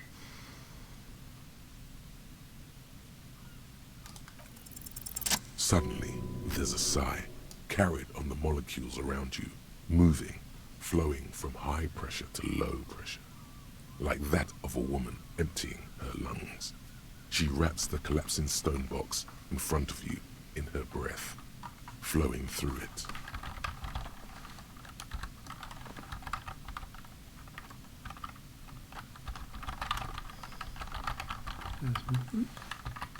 Just need to double check.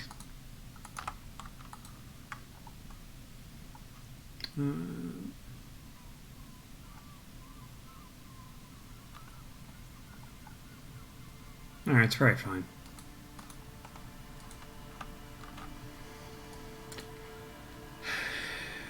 Suddenly there's a sigh carried on the molecules around you, moving, flowing from high pressure to low pressure, like that of a woman emptying her lungs. She wraps the collapsing stone box in front of you, in her breath flowing through it.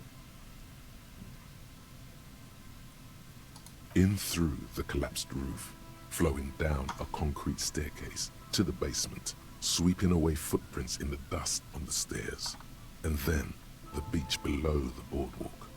Its winding tunnels, a whisper away.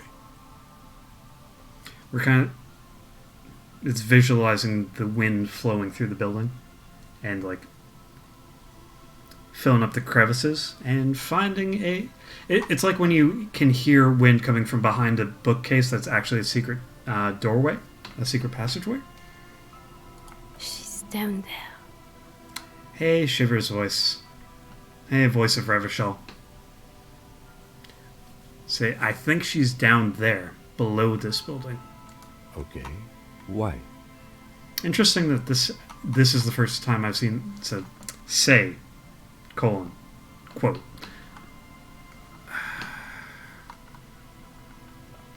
Ever since I woke up, maybe even before, I've been getting these strange cold spells, these strange shivers. Good. Yes, cold spells. So basically your hangover is telling you she's down there? Yes, I can literally talk to my hangover. That's how bad it's gotten. The wind told me. So, how do we get in there? The doors were on the collapsed side of this building. They're gone, basically.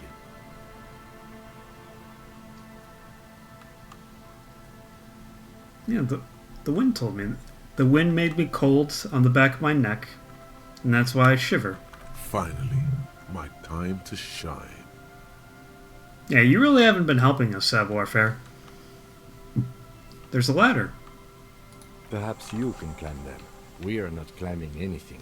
I'm 43 years old, and I plan to live to see 70. Right. I'm getting a notification about pre-roll ads, and we've been going for 2 hours. So now's a good time for a little break. I'm gonna run a 3-minute ad, and then we'll be right back. Okay? Okay. This is a nice time for a break, I think, too.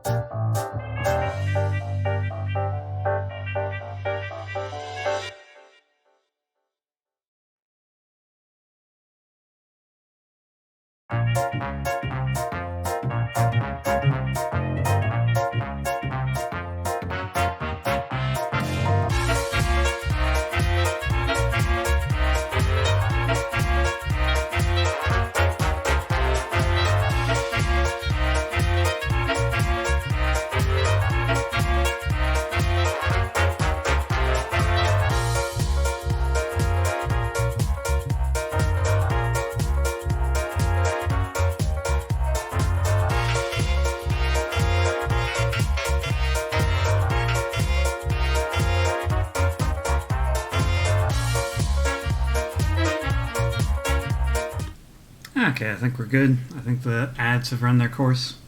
I've had my stretch and I've gotten more water. So, time to do this ladder check. A rusty ladder leads to the rooftop. Some of the rungs are missing. Yeah, that doesn't look good at all. It's fine. The distances between the remaining rungs are rather wide. You'd have to use the mounting brackets. However, they seem corroded and the peeling rust is razor sharp. Ooh. In addition, the first rung is going to be tough to reach. It's what, 3 meters above the ground, and you're 180? I can figure that out. That's on my ID, is it not? 180 seems about right. Not to mention that the roof is collapsing and the wind gets pretty brutal up there. Dismounting from the ladder is going to be hard. Perhaps if you were to not climb the ladder. Instead... I can't simply not climb the ladder. What if you were to do something more... subtle? What if you were to reconceptualize climbing the ladder? What are you guys suggesting? Astral projection. Be open-minded about this. What if I just teleport in? Teleportation is not a thing. It won't hurt to try. Oh yes, it could hurt a lot. You just do it like the Flash, where you run straight at a wall and phase through it. He is restraining himself from using a parental tone with you right now. We've seen how Tiago climbs. Let's just do that. Before I do that, okay. I should make sure I'm dressed for it. Savoir-faire. I have so little that boosts savoir-faire.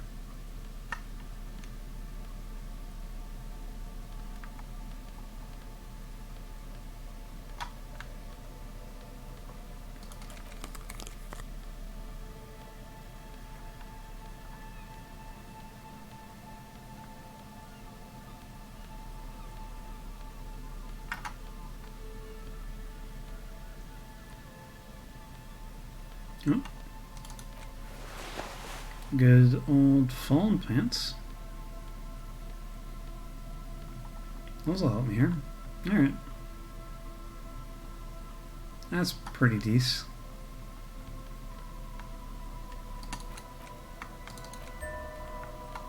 Put all the armor on too while I'm here.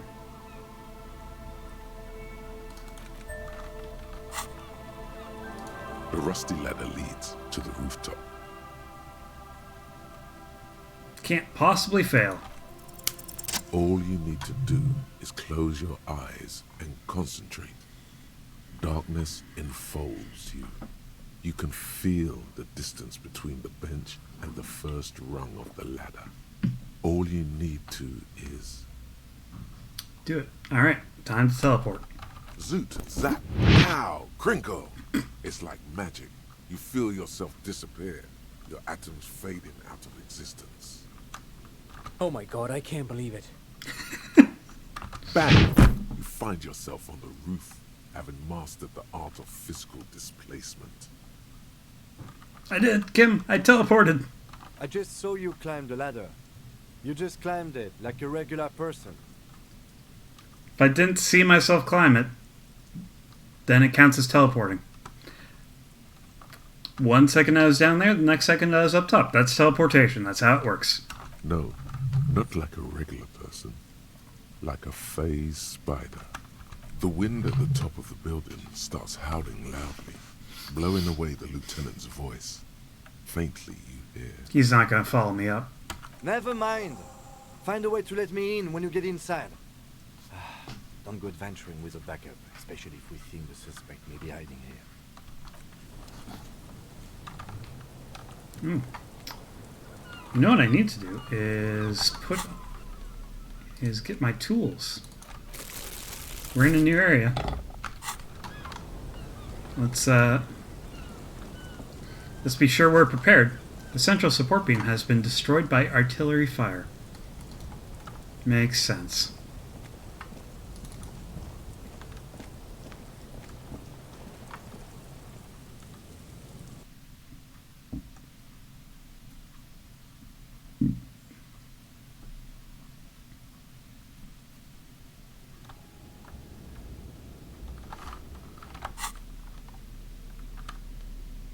You're probably fine.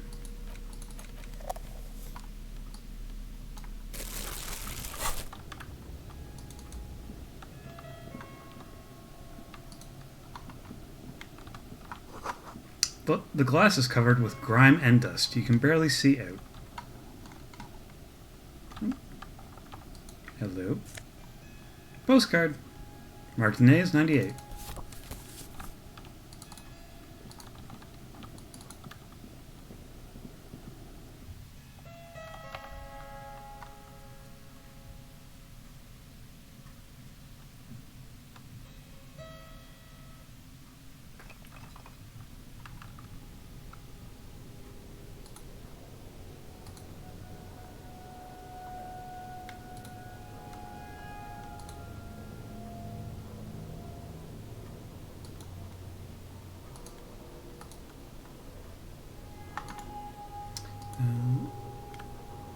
Sorry, I'm just looking to the side here.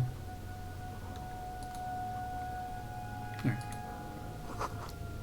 This collapse nearly sealed the basement. One can barely squeeze by.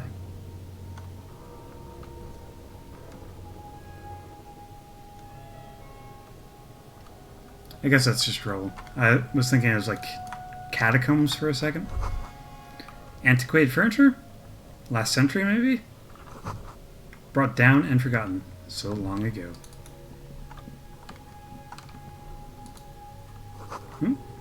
Hear mice squeaking? This overturned table is covered in orange mildew.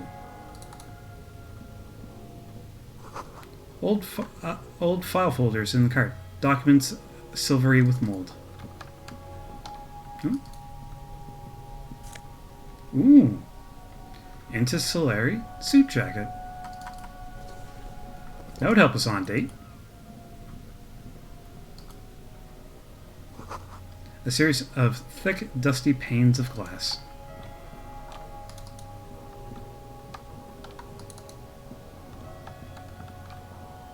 That's a doorway. And that's a doorway. Let's try this one first.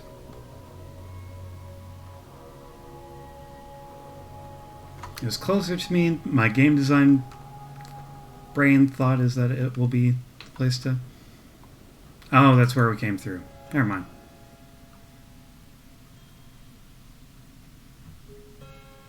I think what match up with where I thought we came from. Alright.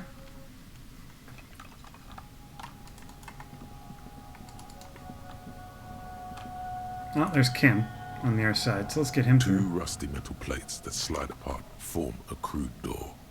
It's been here under the boardwalk for a while. Who's there? What do you mean, who's there? It's me, Kim. Stop playing around and help me get the door open. Push the doors open.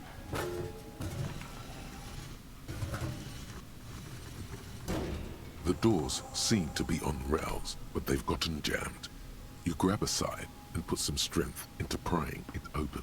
With the help of your partner, the two metal panels slide open with a creak. Huh. I hope no one dangerous heard that. How'd you even get there? After you climbed up to the roof, you mean? There's a maintenance entrance under the boardwalk. It's next to a drain pipe, possibly a storm drain. It was easy to miss before. He's quite proud of himself. Oh, nice. Could have saved me the effort.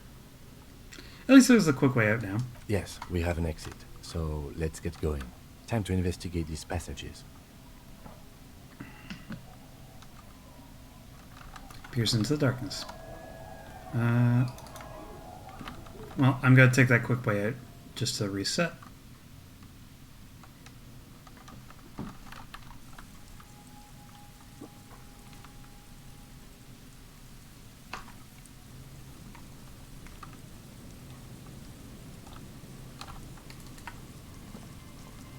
Oh yeah, we really wouldn't have noticed that. It's because I have all the textures set to high, basically. There goes the rats again.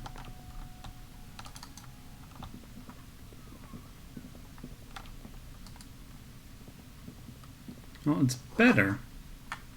Still not correct, though. Beam in the flashlight, crevice in the wall.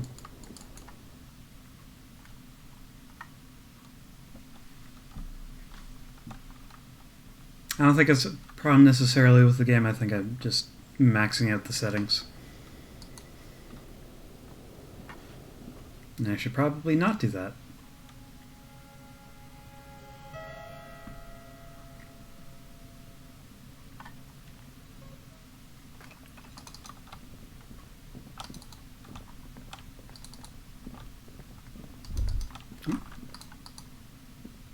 This isn't just glass. These are old computation components. Computer parts? Yes, filament memories. From the time when wires were cast in glass, slides with an inlaid nervous system. How'd they do that? The how was a closely guarded secret. Something that was locked in safes in human heads across the river where they were manufactured. As to why, your fingers don't know. But we're talking about computers that we kind of know. The why is easy, because they hadn't come up with modern silicon-based systems yet. For vitreous cast filament memories, though, these seem incredibly advanced. Hey Kim, look, old cybernetics. So it is. I think it is used to form a single system, slotted in the wall. So this is all that remains of Feld R&D? The rest of the building seems to have been picked clean. Could this have been part of the Feld playback experiment? These? No. These are old filament memories. I hope you're not expecting to find the device here. You will be disappointed. All you'll find here is pain.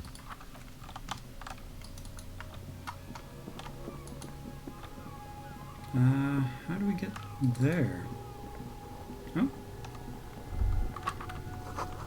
Stale fabric smell and dust. No one slept here in months, maybe years. Those pots and plates full of dust and spiderwebs. Who is A that? mustachioed and mutton-chopped man, amateurishly depicted, gazes at you with sad eyes. The plaque reads, Oh, it's the father of communism. There is a spiderweb in the lower left corner of the portrait.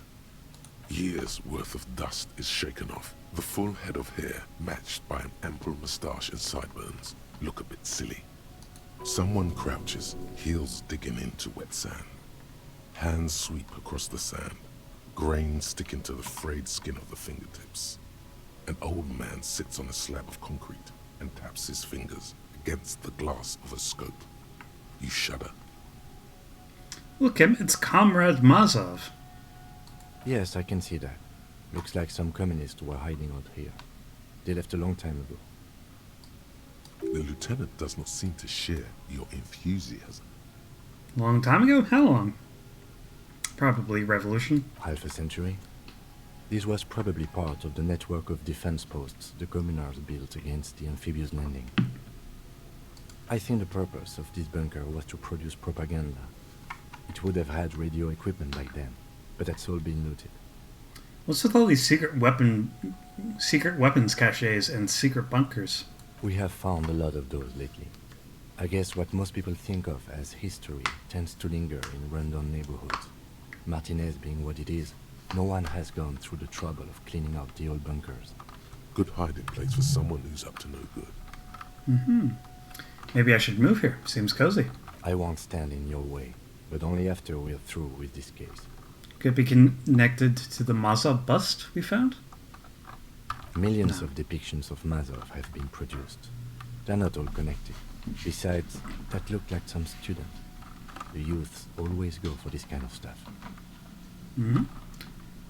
Could someone have stopped through here recently? You mean like Ruby? No, I think we've stumbled on a piece of history. He looks at the dust.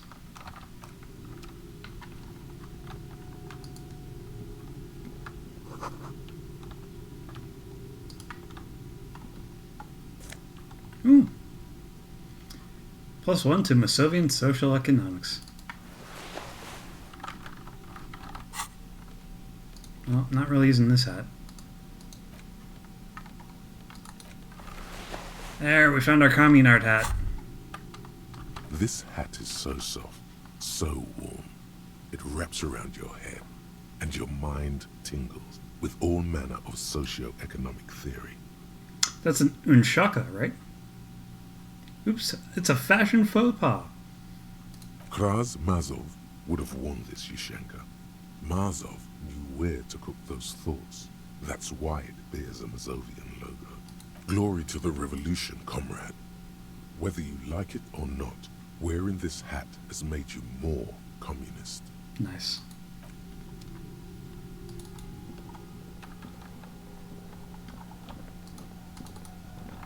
Oh, missed a spot.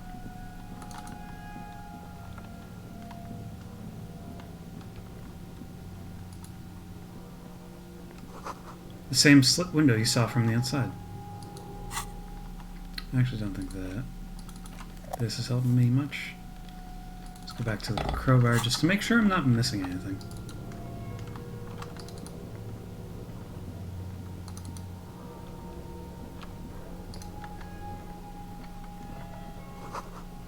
Boot prints in the sand. One of the soles appears more worn than the other. Hey, that's what I like to hear.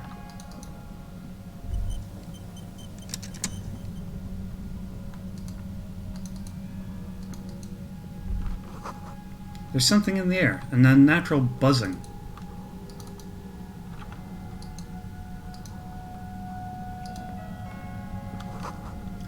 The tunnel collapsed. You'll have to find another way around. Ah, that's what that was for. Okay.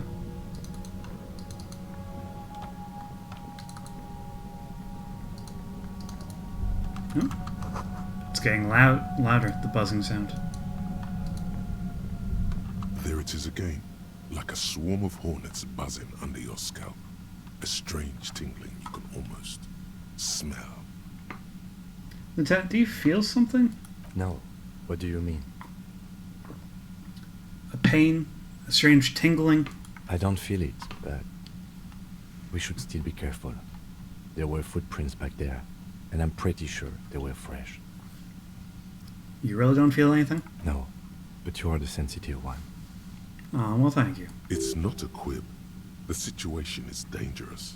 He trusts your gut feeling on this. I saw them too. Footprints with the right sole worn smooth. Looks like our suspect. If she's in here, we need to plan our next step carefully. What do you mean? Once we detain a credible suspect, who knows what the Union and the Wild Pines will do? We'll set in motion events we have no control over. You will upset the balance of power in Martinez. The deadlock between the company and the Union will destabilize. This part of town is a fine clockwork puzzle. Disturb its peace, and it will start breaking down uncontrollably. Keep calm. Go over the whole situation in detail. Yeah, we're going into endgame, so just review what we know. We still don't know the full extent of Everett's plan. I told Joyce maybe we should see Everett again. I leave that to your judgment. You already know what I think about cross-pollinating information like this. It's dangerous, but... He just can't be sure. Maybe it will yield something useful. We solved the straight deadlock by telling Joyce about the Union's plans. I still don't think that was a good idea. But yes, our affairs with the Wild Pines are in order, since she isn't in Martinez anymore. Someone's been a very busy boy. Good on you.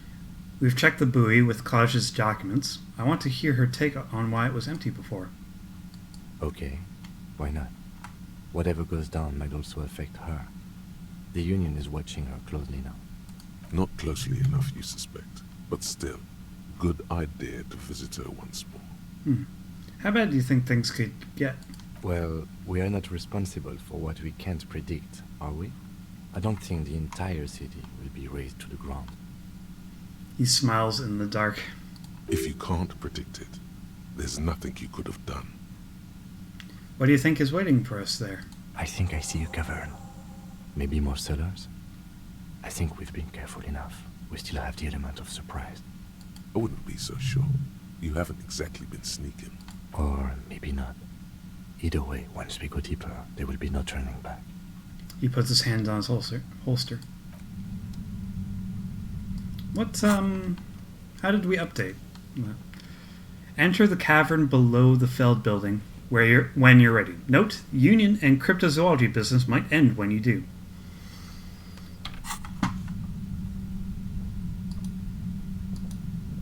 I think we've done the... Alright. We've probably done those things, but let's be absolutely sure and do everything. You should take out your flashlight. Okay.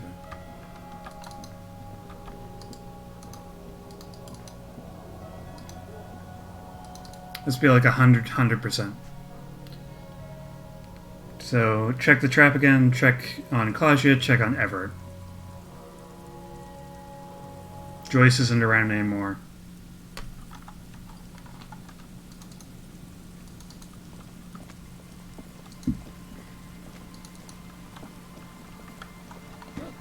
Where's the church? I want to teleport from the church.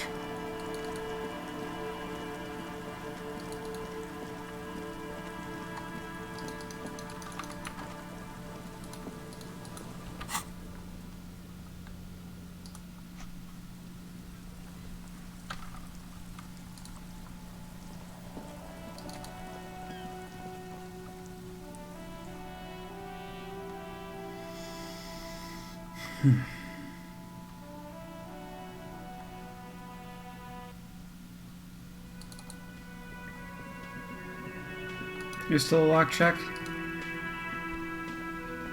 Hi again, gendarme. Bye-bye, gendarme. I'm annoyed that that didn't unlock when it should have.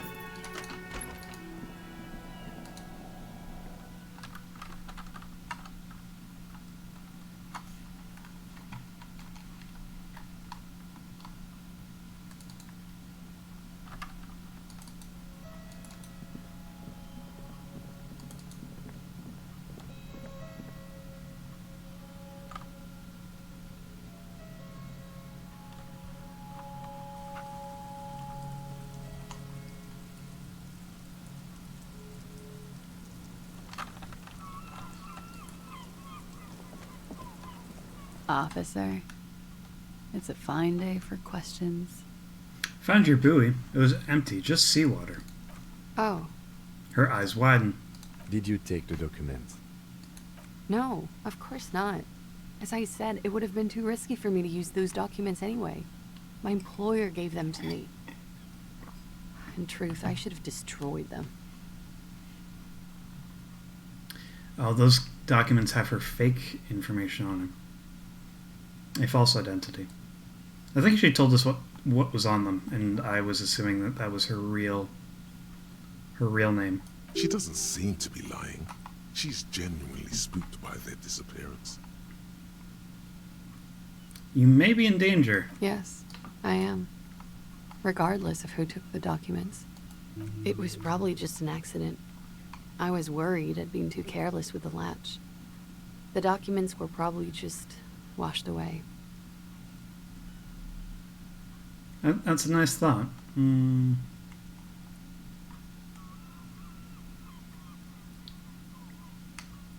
What do you feel like you've won here? I really don't know, sir. I certainly don't feel like I've won. I feel like shit, sir. All the time. Felt the need to add sir in there a couple times? She smiles. A bitter little smile. She means it. Well, this turned out well for you. You've slipped past all suspicions. When you were a suspect. Clearly, I haven't. We're having this conversation, aren't we? How well could it have gone, I mean? The wet wind, heavy with brine and industrial pollution from the stacks nearby, ruffles her hair. I'm stuck in Martinez just like all of us. I've been up here for... I don't know how long now. I like to call this my rooftop containment facility. Yeah, you are kind of contained up here.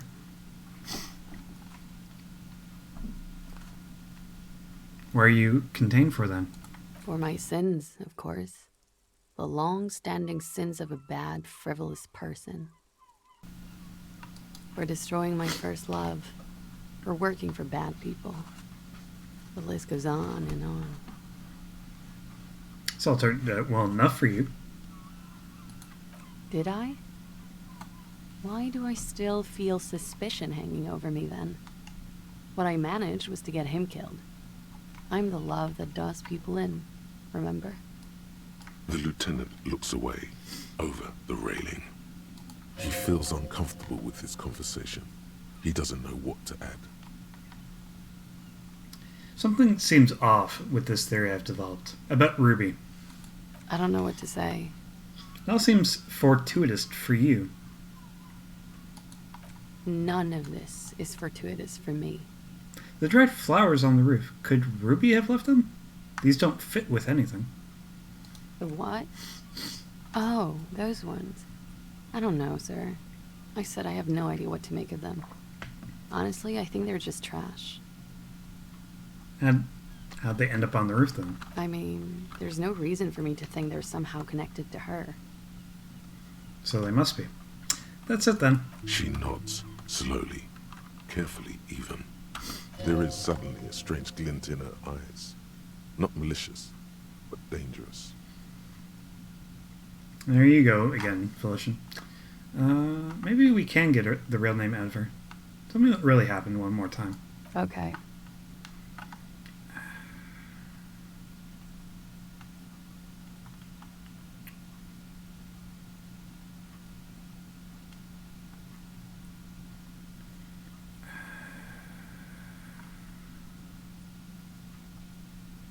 I did.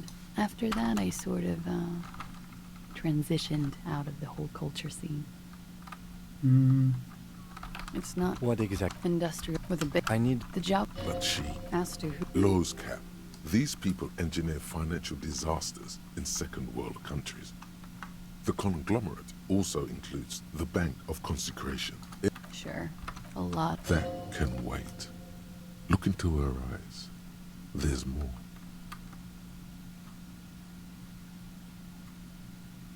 Of course, this case takes precedence. Sure. One of these branches options might have been real name. We were there. Okay. I turned back. Her I knew he was dead. Before he fell. He was having... I wait. She's forgotten about her cigarette. The butt. Yeah. What time? 11. It's okay. Not as much. Wait. Titus said she was gurning her jaw off. Much more. Did you hear? No. Nothing. He was still... Run, woman. Run past them. And out. She pulls on the cigarette, looking up at the sky. Her... Sylvie. Ruby. Ruby. Well, she said she... To Miss... Yes. We come... Oops. About 20. Yes. Ruby explained it would make the blood. Ruby went... It took Ruby... I don't know. We will... Interesting. What are you coming up? It is... I did. I also had... After... I did. After that, I sort of, transitioned out of the whole culture scene. That's the first thing that went through my... I thought they... So they wouldn't be hurt. I've come to understand, however. I just don't... We can't go. I don't ask you to, Lieutenant. But there's one thing I know, because I'm... Which is, idiot. She's nothing of the sort. You have to understand. The people around here. No one... Her jaw is clenched. She definitely called the cops. Oh God. That was a lie too. She did. Oh, don't be paranoid, man. It's unbecoming of a police officer. And it makes you sweat. She nods, silently. Alright, that's probably under, like, the white check that we passed with her. Alright. You won't worry too much about it then.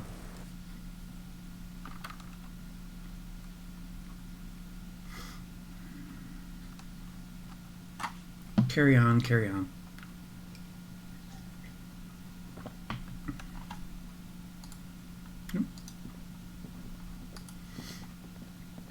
Okay, so Everett and then the Phasma trap again.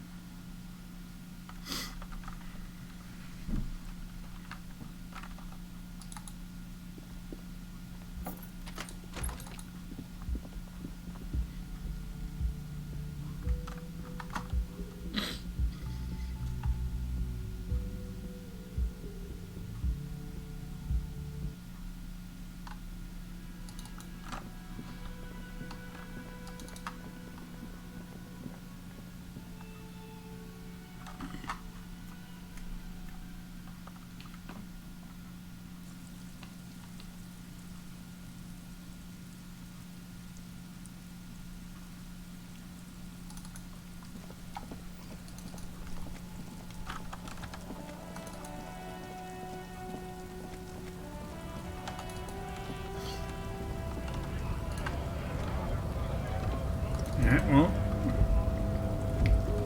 The mercenary's still there. We haven't blown this case open yet. Yes? Oh. Sorry, Kim. Didn't mean to click on you.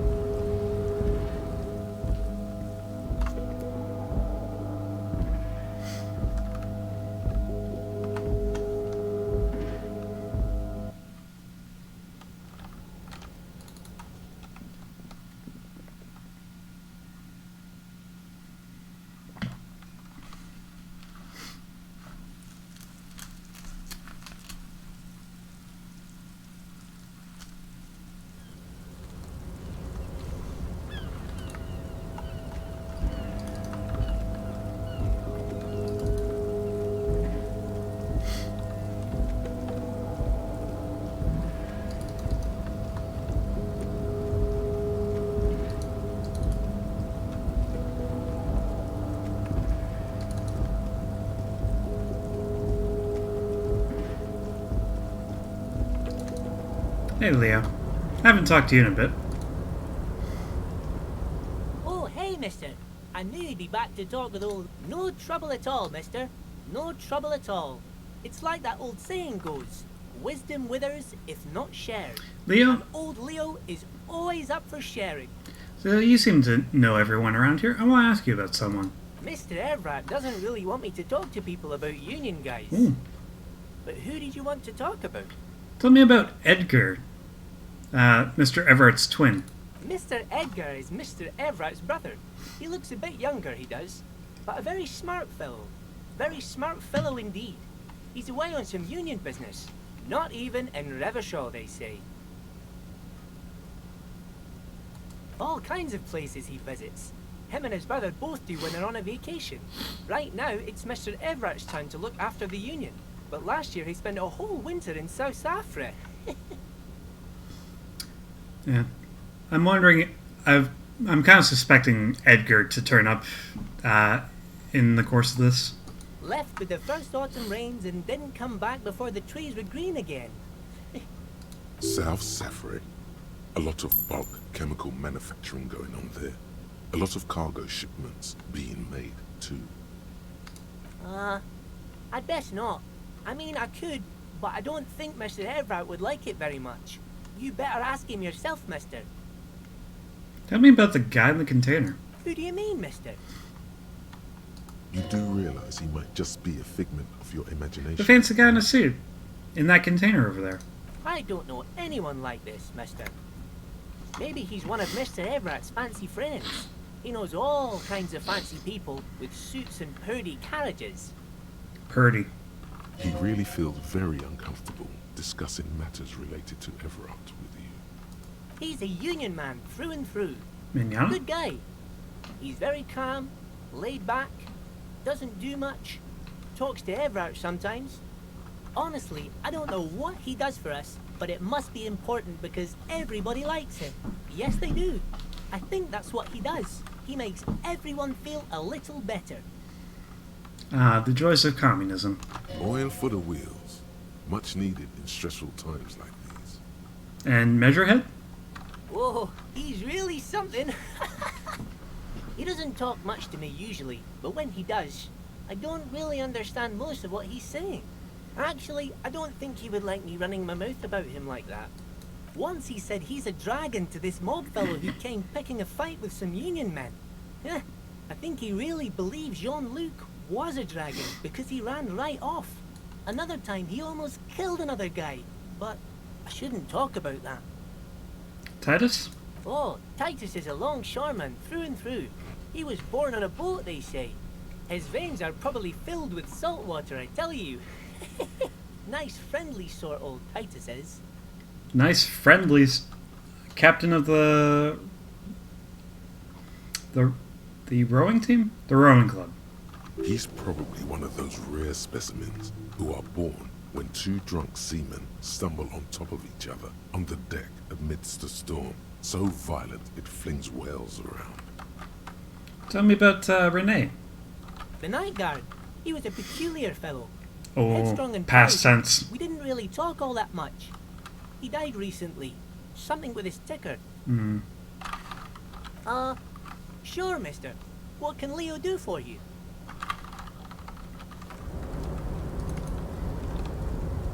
That's neat.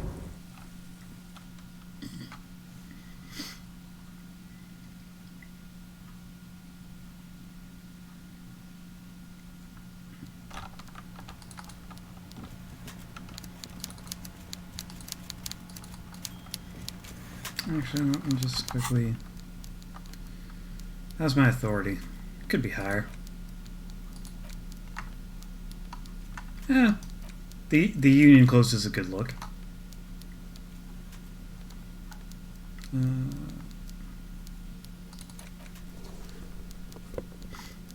That feels right. All this is fine.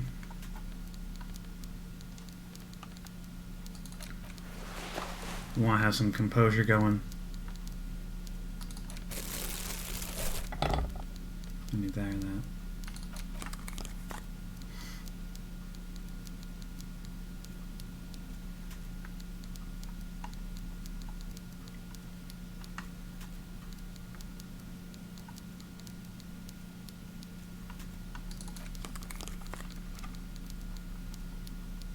Actually,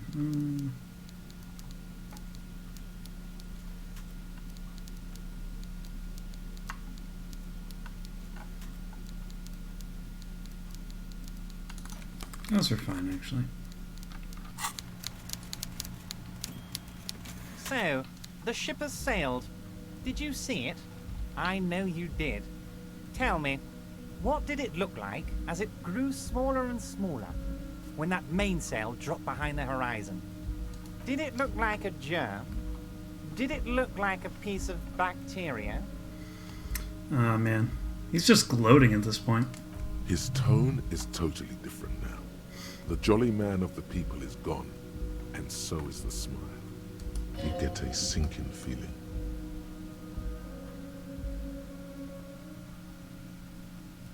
No need to be overly dramatic. You wanted us to relay all this information to her. That this is a takeover? That I want a war? God, I hope you also told her about the drug trade. They absolutely hate getting their hands dirty with that. You can kill 1 million people, but if you do something the police doesn't like, well, then you're out of the yacht club. Goodbye, you inhuman fuck. A vein on his forehead is pulsing. Now I know why you've been so forthcoming. So this was your plan all along, for me to relay this information to her.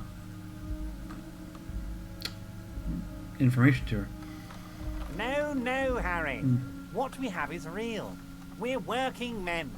This here is real. He taps his chest, then points to you. This was your plan all along? Harry, I can't see into the future. We are all playing by ear on this planet. I had no idea she'd react so strongly. But you did want me to relay information to her. I did. I knew the negotiations would go better with police officers telling her horror stories from inside the harbour. It's scarier this way. Turns out it was a magnificent strategy. I never thought it'd so fundamentally fuck her up. How do you know she left? Harry, I bunked her cabin. I bunked her whole boat. I had cameras surveying her boat. Hell, I even wanted to bug that thermal cap, but my boys advised against it. They must have done it while Joyce was busy questioning the locals. So you've been listening to our conversations all this time? Not me personally. I had guys recording and processing this information for me. Hardy Boys? Hell no! They'd fuck it up. They can't do anything right. I mean my real boys. Oh, wow. My special task force boys. Does not have a high opinion of the Hardy Boys at this point. Where are these boys? They sure as hell aren't hanging out in the open with beers in their hands for the cops to question. They're pros, Mr. Kitsuragi. You sure did use me. It's wild how you got me to do all that stuff. Harry, you made a conscious decision to relay that information to her. You could have kept it for yourself. Use my intellectual curiosity against me. Well, that's true. I need to know about Against you? Oh, Harry, gamer brain I'd like needs to to think I know. used it for you.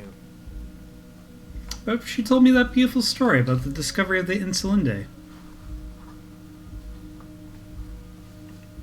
Excuse me, my headphones are getting a little stuck. Of course she did. Rich people have the best stories about all the interesting things they've done and seen, all the beautiful places they've been to. It's just sentimentalism. She can afford to be sentimental, and she can afford to lose as well. She's said she's insane, like me. She's not insane. What did she tell you? His expression betrays extreme skepticism. Overrated from Pale. She had the sentimentality and longing about her. Heh, she's a sentimental alcoholic. They all are, Harry. Never take a drop and you'll be 8 laps ahead of the upper-class winos, just like old Mr. Clare here. Try it. You'll be a real super detective. I don't think I've actually taken any drinks. Well, maybe I have. I've actually walked the path of sobriety for a while. Oh, fuck off. I don't drink more than anyone else. If that's what it takes, I'll do it for the working class. Oh, fuck off. See, this is what they want us to do. Suck on that sugar and wine teat until we're insane like they are. You've got to be smarter than that, Harry, or you'll lose. So what happens now? What was always going to happen? We take the harbour and she fucks off to Ozon, uncorks a bottle of wine, calls her partners, and says they need to distance themselves from this nasty business before the big shit spinner splashes everyone. Shit hitting the fan and all that, yeah. The only difference is the Union doesn't have to lose 2,000 men to machine gun fire. Nah, that's still gonna happen.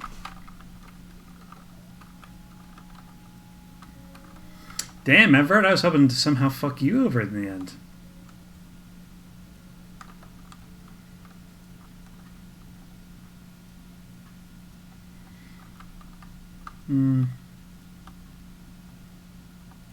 I have a bad taste in my mouth. You better make sure this ends up 7 lives. Let's just say that one. That it will, Harry. That it will. As to the bad taste, please, you're not a sommelier. You're a cop. You knew something. Something big. And you wanted to see what happens when you tell someone. So you told her. Anyone who's ever been close to power will tell you. Inside information is the sweetest thing in the world. It's better than money. It's better than pussy. Money only makes you special for some salesmen. Pussy only makes you special for yourself. Information makes you special for all mankind.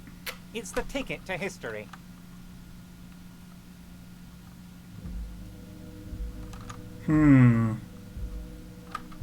Right on, Harry. What you did was participate in history. When history calls, you have to pick up. You had no choice.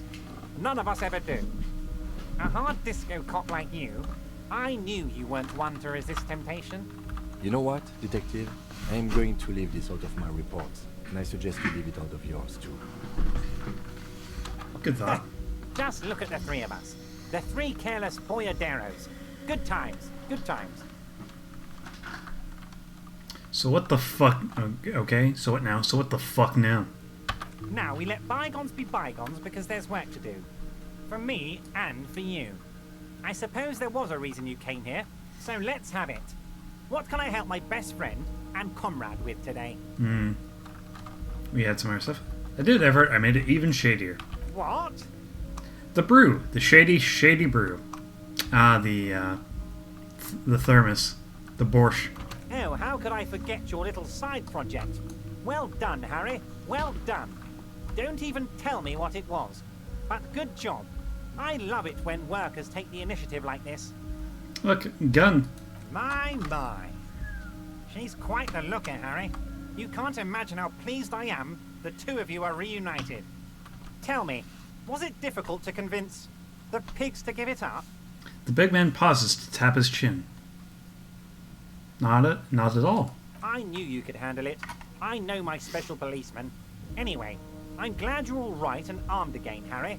Now, what can Everard Clare do for you? Leave me alone.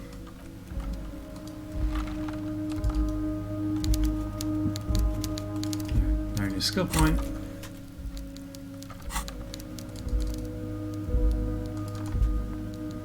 Alright. He's just gloating at this point, yeah. Boy.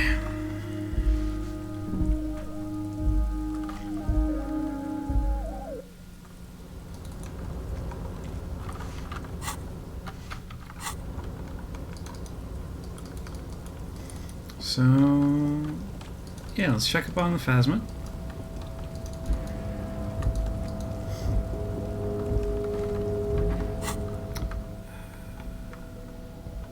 Make sure that we're all armored up. Good. So like this. Jacket the most.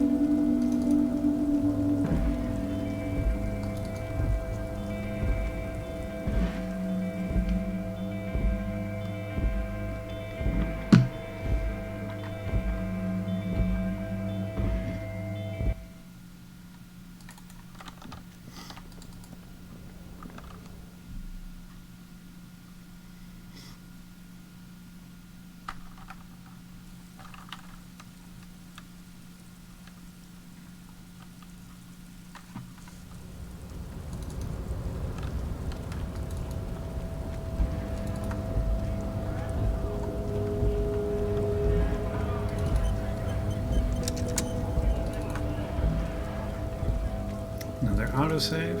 Okay.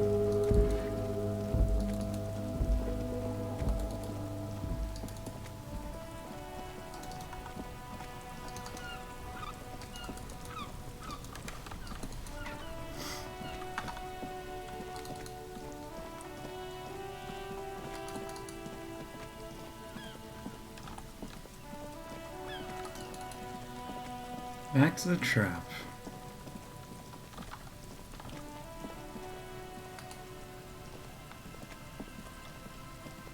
The trap is full of locusts, but poor thing. Alright.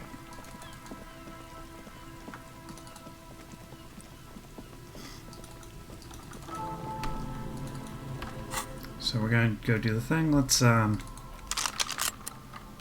come prepared. And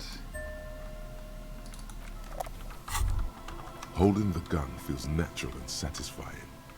It's like an extension of your arm, the polished wooden handle almost fusing into your palm.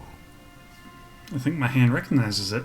It reminds you of the day you first held it, with fear and respect, hoping you don't have to use it in vain. The sun was out in Jamrock. It was so long ago. Sheathe your sidearm, officer. A serious law official, cop by the book, should know to only unholster their service weapon when using it is unavoidable. Yeah, like now. Don't you agree?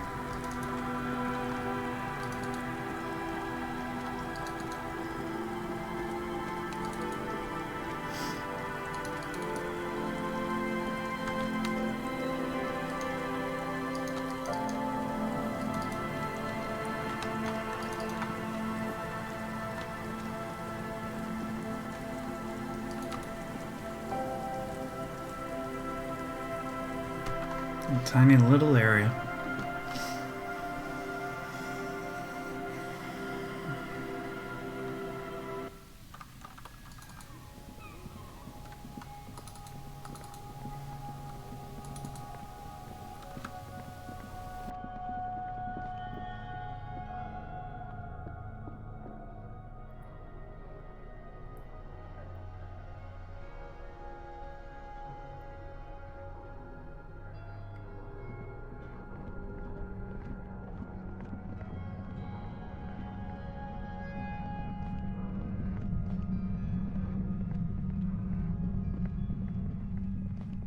Suddenly, your entire body is paralyzed.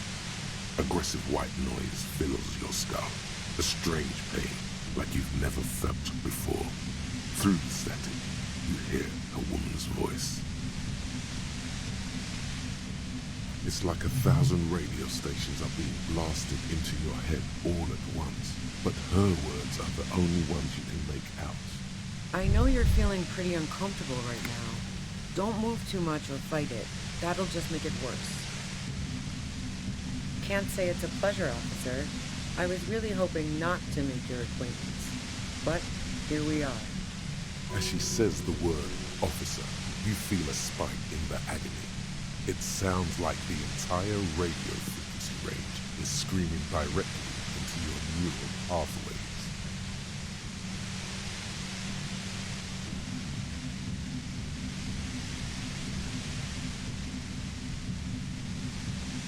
That's an awful decision. Why would you not want to shield yourself from it? It's an entirely new type of experience. Way worse than all the previous ones.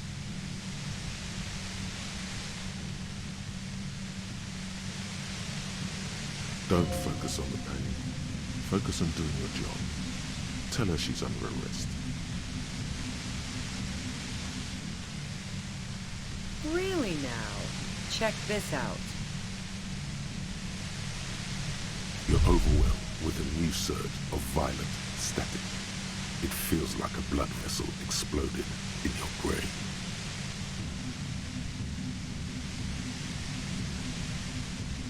I'm using a pale latitude compressor. You and your partner have been caught in its field. The explosion of static you're hearing is the ULAN frequency, blasted from that pale emitter that Angus mentioned.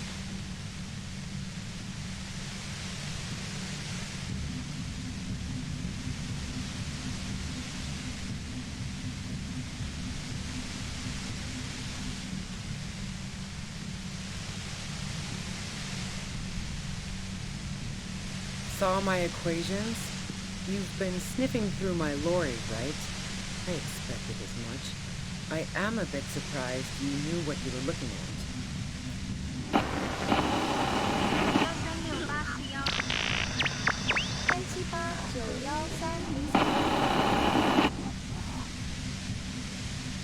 A pale latitude compressor is used to sort of make the pale more manageable. With a lot of these, you can force a radio signal grid on the pale, literally crunch the distance across it. Signals are relayed across a series of repeater stations fixed to buoys. Not a fun job manning those stations. All alone out there in the pale, people lose their minds in just a few years. So, what we are experiencing is a concentration of radio waves. Precisely. This is an industrial strength paraboloid. It's meant for forcing dimensions on something that doesn't have them. Needless to say, the frequencies used are out of this world. At the upper limit is the large prime number generator station. It's used specifically for pale latitude compression. That's why you may be hearing some numbers. But you might also hear, or think you're hearing, local radio chatter. I built it myself.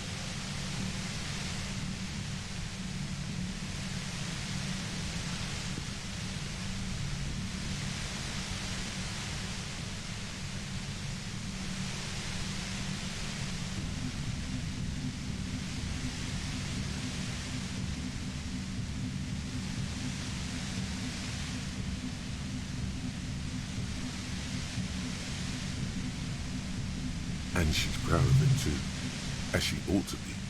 This is way beyond your abilities. That's illegal. I'm guessing it's patented. But we are beyond that, aren't we? Oh yeah, way beyond.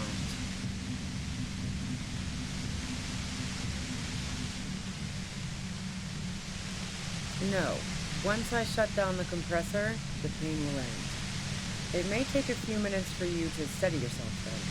It's a bit like waking out of a very confusing dream.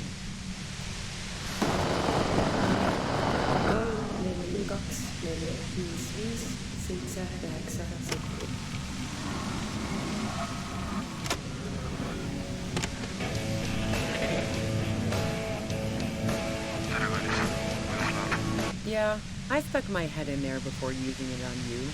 It seemed like the ethical thing to do. Can't say that I enjoyed it. The field was weaker, but I can imagine what you're going through.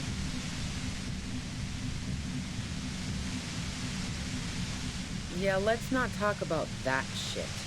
You were hunting me and fell into my trap instead.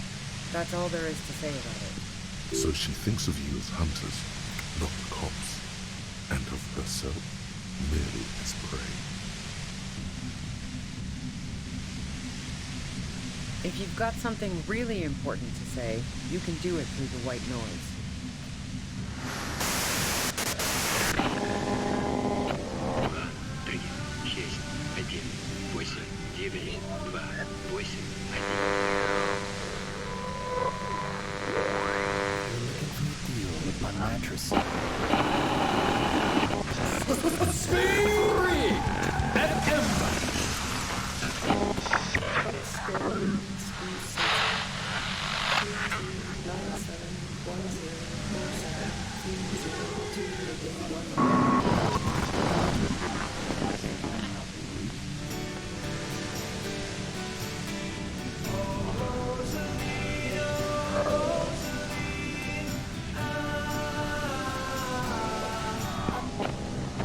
'Turn this.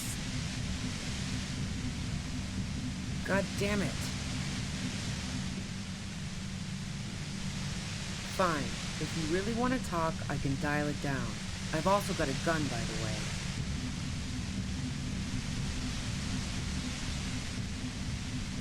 The gun she's carrying is a two-barreled front loader, not like the murder weapon. Well, it doesn't feel much better, but she can form sentences now. Thinking doesn't seem to hurt as much. Just keep her talking, and you'll get through this.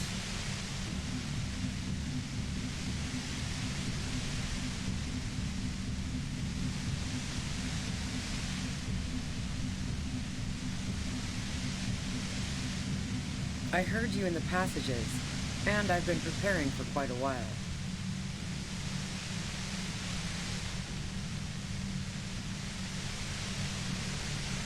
So you found my shack, huh? I'm not surprised. Her tone is bitter. She thinks she's been betrayed.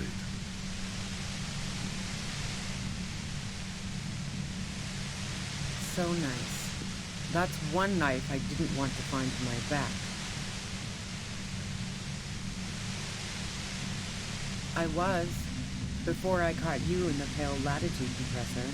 I'm fine now. That's her admitting the bullet was an emergency exit.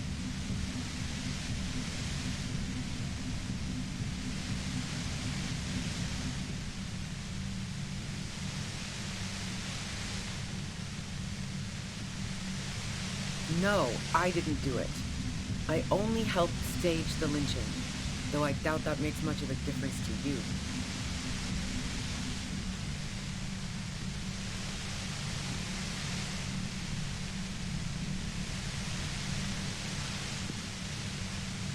Who ratted me out, by the way?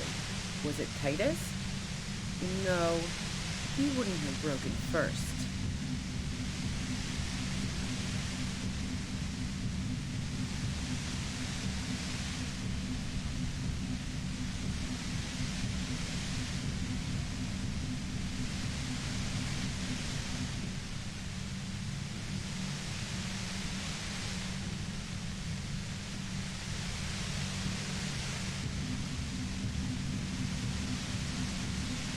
Oh.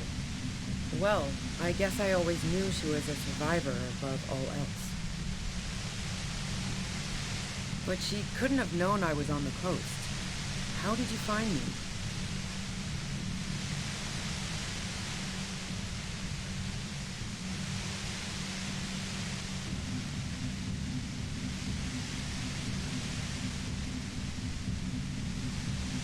Titus and his boys, man. They told us you were on the coast. Even now, Kim is a paragon of professionalism. He is trying to make a clean cut of telling her she was betrayed. Well, fuck. Those guys liked me, I know it. If this is what happens to people whom people like... A dour despair is creeping into her voice. How the fuck do the rest of you get by?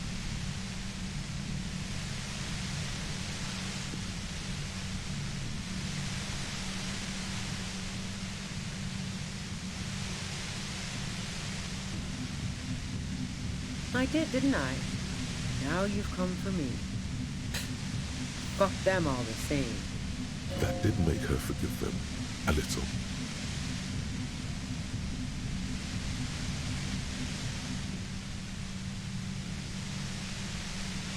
Like what? I already told you I didn't do it. The strong moral compass. She still wants the opportunity to make a case for herself.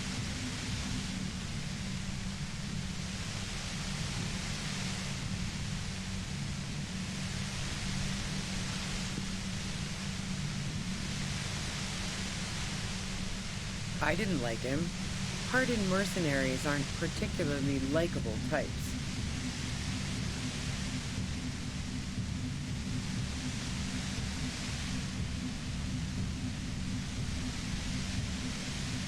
You think I was envious of his conquests? Look, pussy's not a problem for me, and definitely not a reason to off someone. Plenty of broken people who don't come with that kind of body count. Besides, they're paid well for what they do.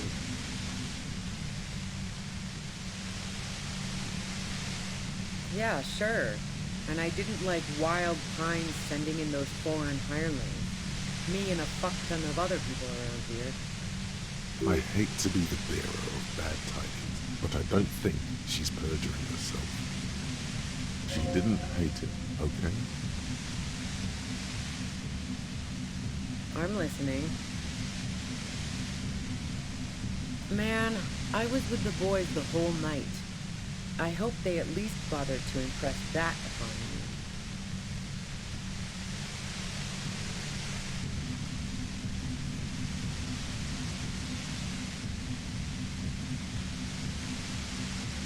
Yeah, and I'm sure they also made some funny remarks about it. They always do. I've driven a lot of long haul and chugged a lot of beer, man.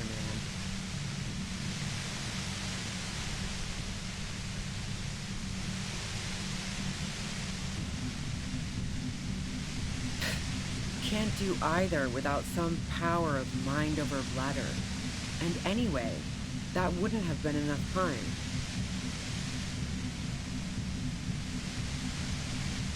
Look, fuck you, man. I might also have stopped by the bar. She speaketh truth.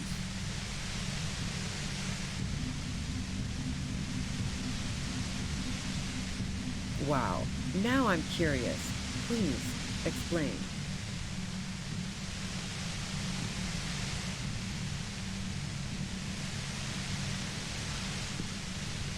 No.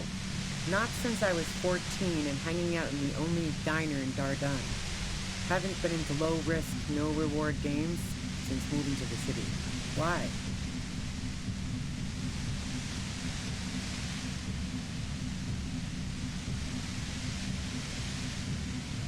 Yeah, and probably some ghosts from the time of the suzerain.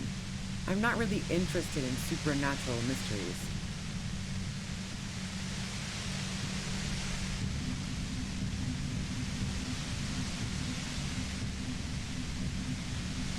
Not murder mysteries either, if that's what you're thinking. She looks you in the eye impassively, making it clear that she's not planning to comment on the matter any further.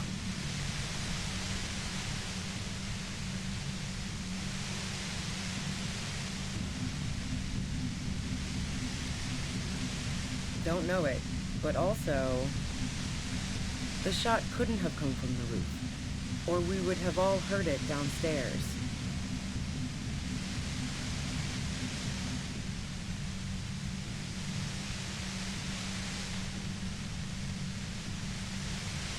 She has a point there. No one mentioned. That didn't go super well. You've got to lay something better on her. And?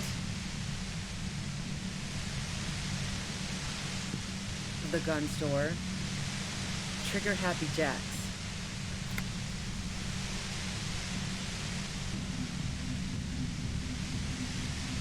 What did you think? That I'm going to squeal on my gun supplier? Sorry, I'm not that kind of gal.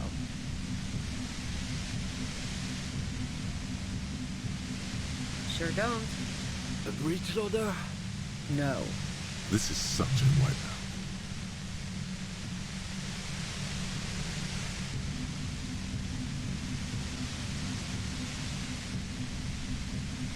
No, they're not practical. Break too often. A Nachtway 80 front loader. 2-barreled. Not really what you were looking for, I'm guessing. That isn't it. Yeah, evidence.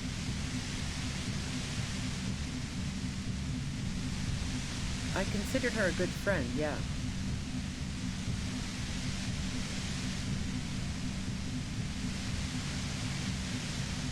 Oh, so that's where you were going with this.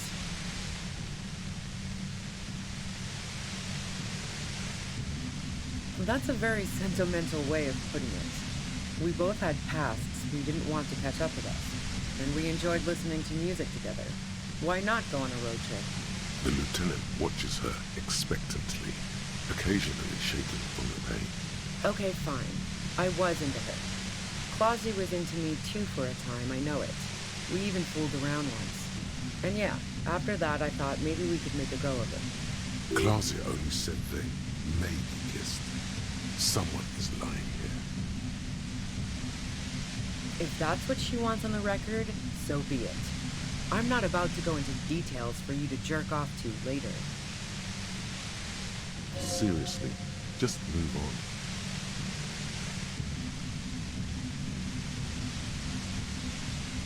She rejected me with some wishy-washy bullshit about how she was confused because she felt so close to me and valued my friendship so much, and how guilty she felt for leading me on.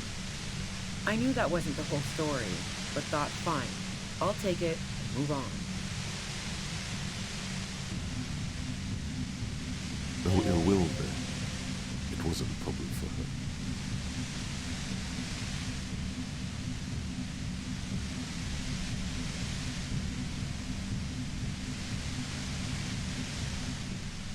Yeah, one time when we'd both been drinking, I said some heated things about how dangerous her patterns with men were. I was a little worried she'd blow it out of proportion in her head. All the drugs she was doing can make you feel like you're living in a DeLorean tragedy.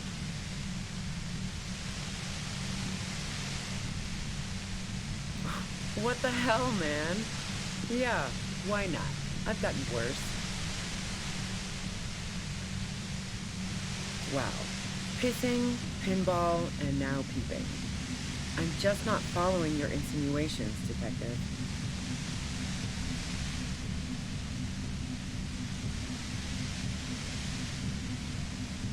Look, I'm not aware of any hole in Claudia's wall.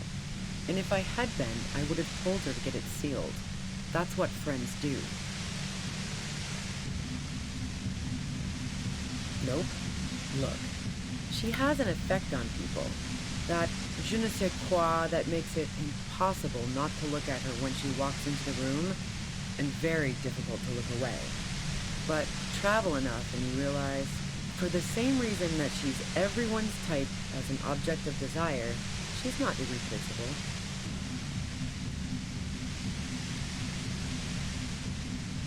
Yeah, the girl seemed terrified.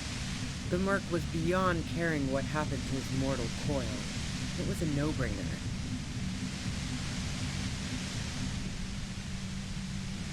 Go ahead. It's your body. And mine too, he thinks. But keep on. This must be done. Who doesn't? Oh, you probably mean Claudia's rooftop. Sure, I've hung out there. She's got this great antenna. The view's pretty bomb, too. But you might say the antenna was the main attraction there, yeah. Along with Claudia. It's very powerful. I used it to tune into RCM frequencies. That's how I knew to be prepared for your arrival.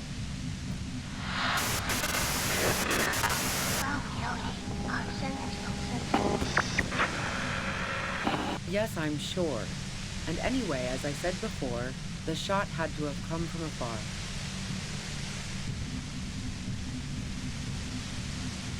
No. Gifts of flowers and candy aren't really my style.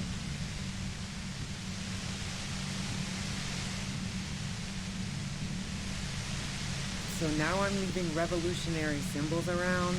Come on. I never did understand why, when someone dies, a hothouse's worth of flowers has to die too. No, I did not.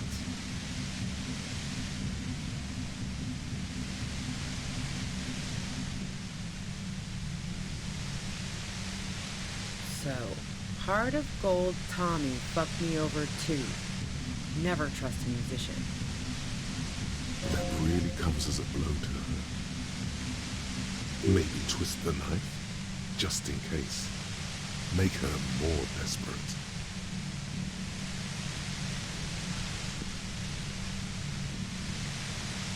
Yeah, that figures. What now? You're going to arrest me for drug trafficking? She's more upset than she lets on.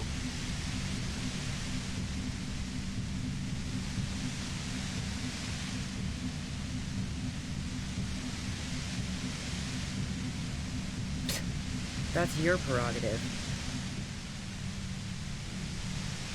Man, it's to get away from all that murderous shit that I left Jamrock, my previous employer, for the union.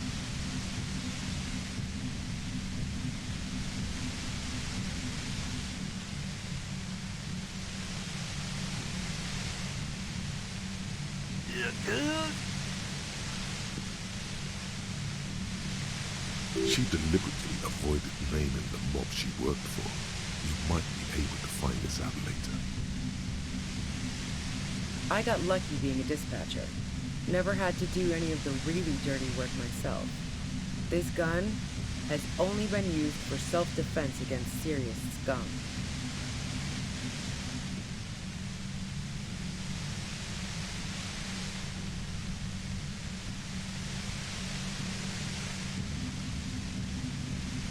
Based on what I've heard about you, you are serious scum.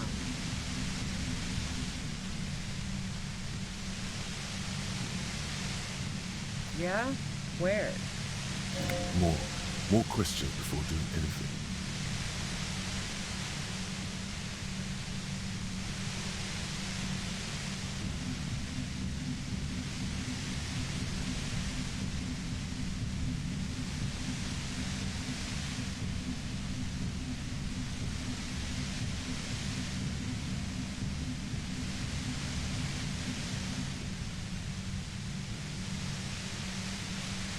How should I know?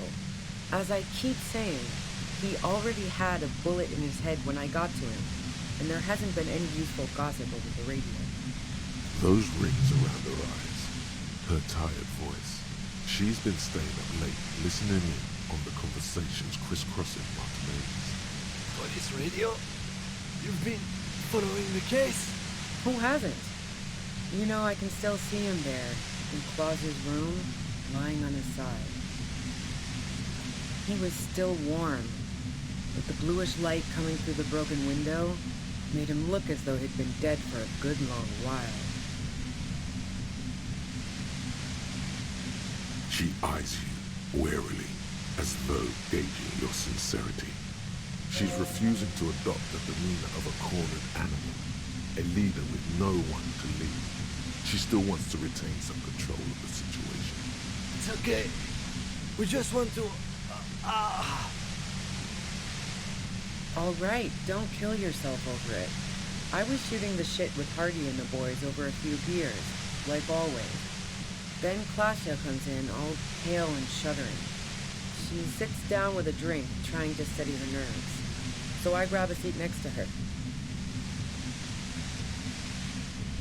Oh yeah, super. But I didn't think too much of it at first. I'd seen her party hard before. No, I really didn't. She's not that easy to read. I just assumed she'd done too much blow. It wouldn't be a first for her. But no such luck. She was in some deep shit.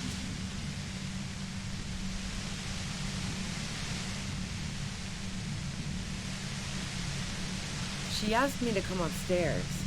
The merc she'd been going with was lying on the bedroom floor, dead. I knew she couldn't get the authorities involved, so yeah. You made it look like he'd been hanged.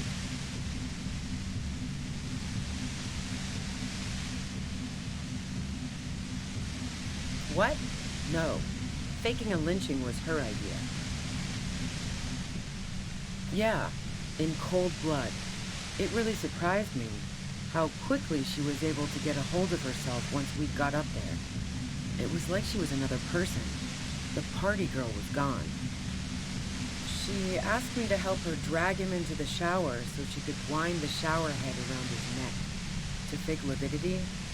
Then she dressed him while I went to get the Hardy Boys. She lied to you about that, too.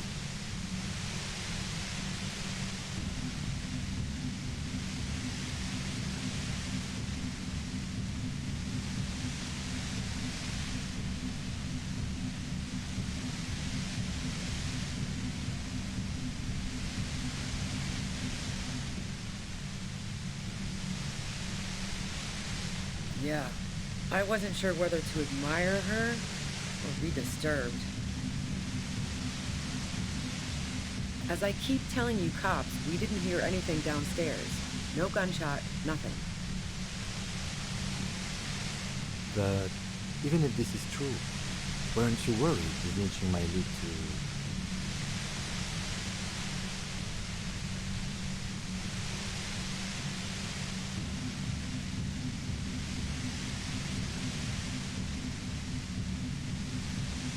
War? The thought crossed my mind. But the mercenary's death was going to have repercussions either way. Although the way things are going... She doesn't want to talk about this, but not because she has something to hide. She doesn't want the guilt.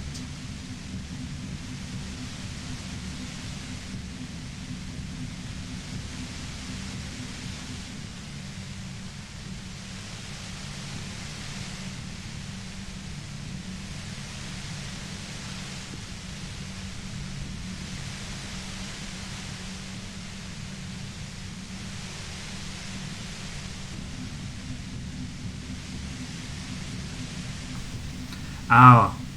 I muted my microphone to sneeze a while ago. And forgot to unmute it. During this conversation, though. That's fine. That's fine. I was saying some insightful things. Don't worry about it. Fuck it. I'm not responsible for these people after what they did to me.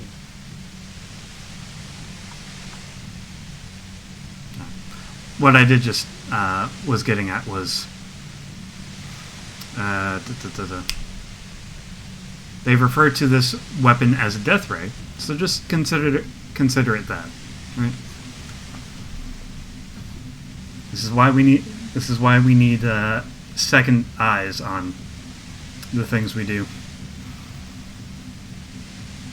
or have shorter streams. How long have I been live anyway?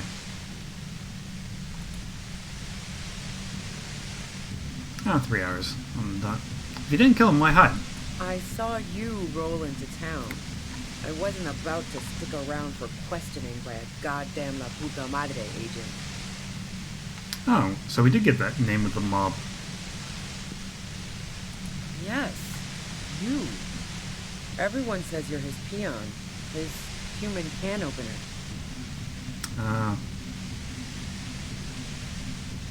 When? I know we did go off on that, but not before Ruby went into hiding. Through the sudden sharp pain in your head, you hear the lieutenant mumble something to himself. Maybe we're finding out about our past life. Oh, hey look, we've almost died. This is all damage we've taken in this conversation. Fucking hell. And why me? You hear through the white noise. It's especially bad suddenly. Felt like a vein exploded. Who's everyone? Everyone in Jamrock. The cops, the criminals. Why do you think I'm holed up in here with a goddamn death ray waiting for you?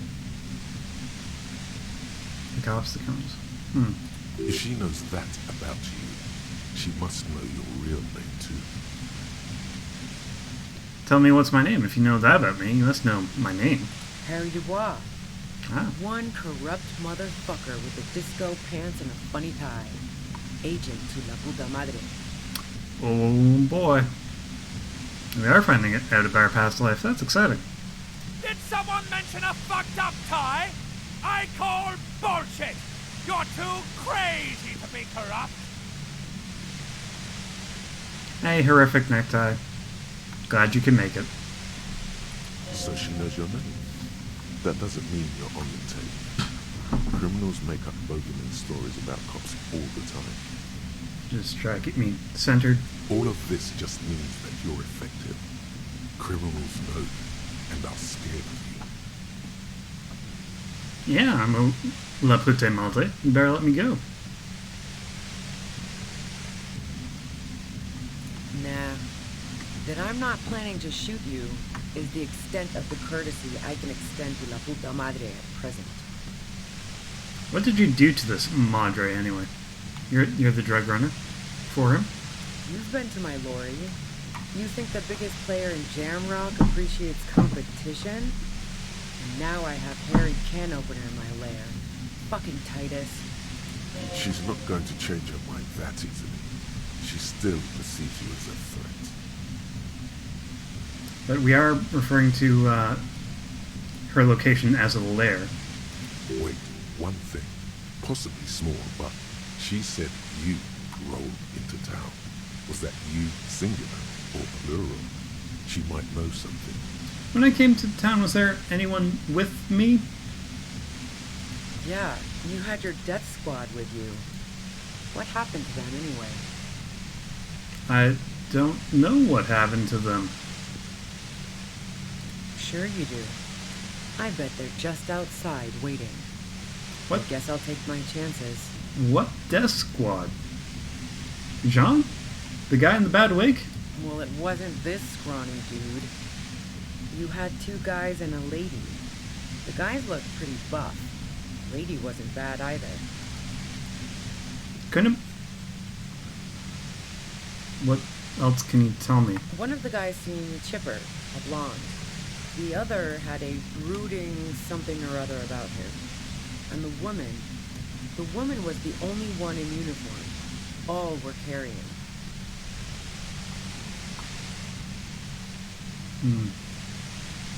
That sound about right? Maybe it was John. And woman we're calling Horseface Woman. And a blonde shipper guy that I can't think of who that would be. No idea who these people are, literally. Satellite Officer Vicmere looks out of the window grimly, then puts his coffee down and turns to Patrol Officer Minnow.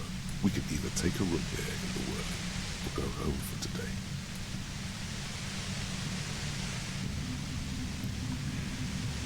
Yeah, it's got... So those two in the whirling, that accounts for two of them, but who's the third? Let's go home, Jean.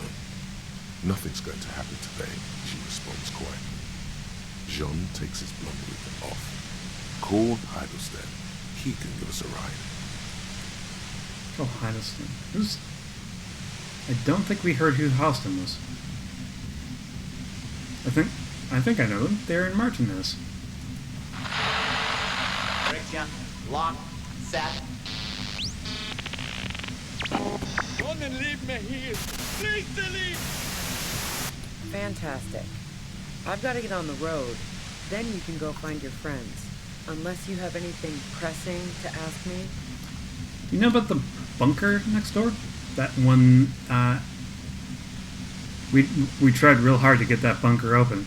What bunker? Communist hideout back there. Don't know anything about it. No one's been around since I set up camp. No, I I'm guess sure I'm not the we first passed it by. vagabond Her voice trails off into the white noise in your head. Feels like an aneurysm approaching. Oh shit. Well, there we go, dying. Keep calm. Breathe in. After the pain recedes, it's a little clearer. Okay.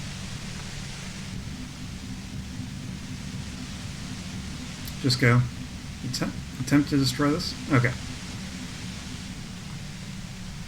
So, Andrew, you're here. I've got Twitch integration turned on.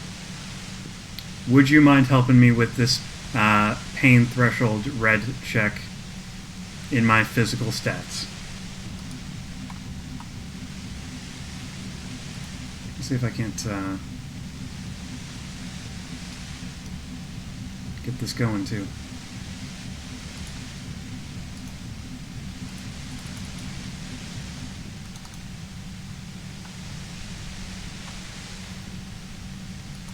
I don't think it's going to let me vote for that.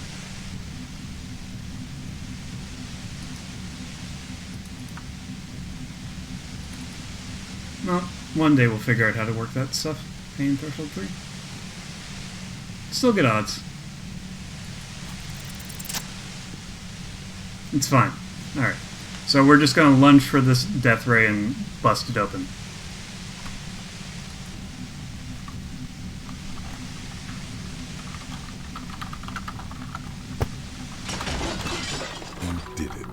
compressor lies broken on its side.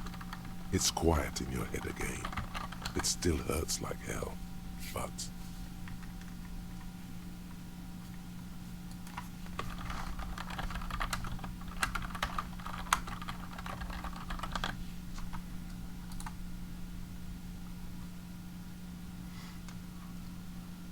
See them fireworks, Kim? Glance back. She looks at the machine, assessing the damage.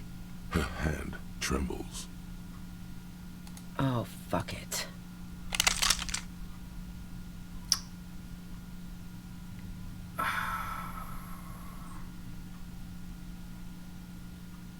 What are you doing? Problem solving. Ma'am, put the gun down. That's not the solution to your problems. You are... Oh, yes it is. Oh, we did it bad. Okay.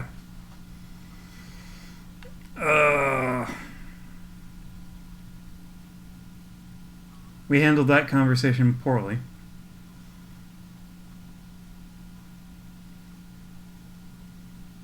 Because I was looking for ways to get open a window to get at the death ray. Okay. So now we need a. So we have 30 seconds until the cooldown is off, and then I need a blue intellect boost. What if I just come in here? Go over here. Because I think it was against me voting while I'm logged into the DubTalk.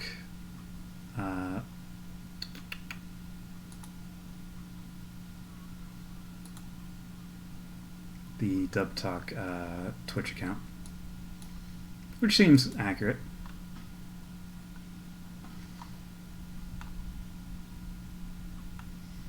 So let's try to get some intellect, some blue stats. I think we can boost the odds pretty well up to 42.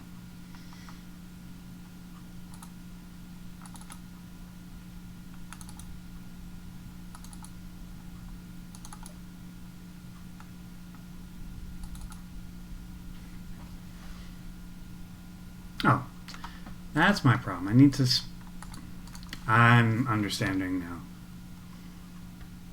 I'm reading the instructions this time. I need to pick one to boost and one to tank. You can't just vote to put one up.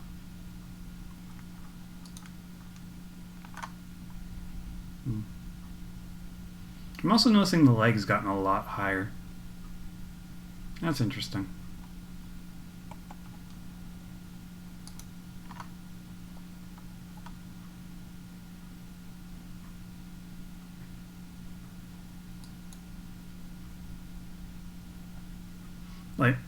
Like a lot higher.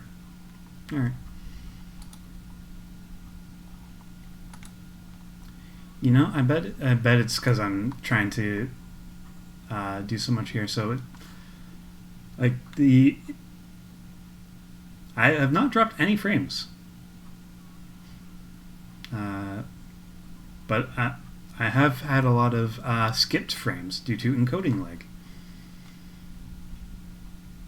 So that might be a thing. Okay. Well, this is a lot like that Maybell check of you have nothing to lose by not trying it, but it's probably not going to go well.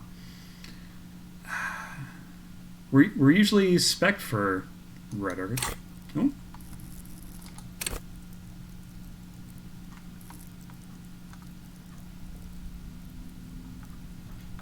Actually, hold on.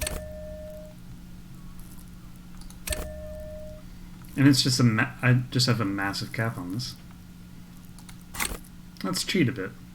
There we go. Even odds. It feels like a lot. You know, 58 might as well be 100%. She's truly desperate. She thinks she has no other options. You need to give her options. That roll was good enough that I didn't need to do that, but this is fine. Okay.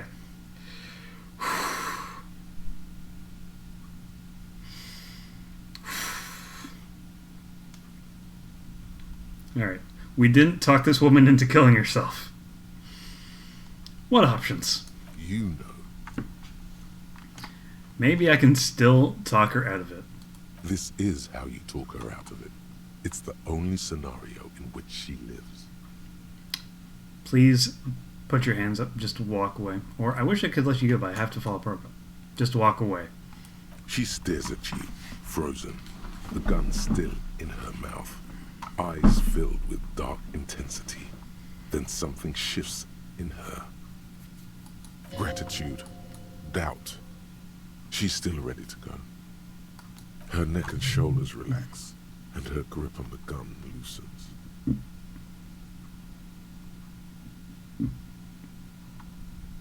You see, chat, if you're ever under arrest, just threaten to kill yourself. Works every time. 58% of the time, it works every time. Just fucking go, okay, before I change my mind. She runs past you, then past the lieutenant, and disappears into the darkness of the tunnel. Good call.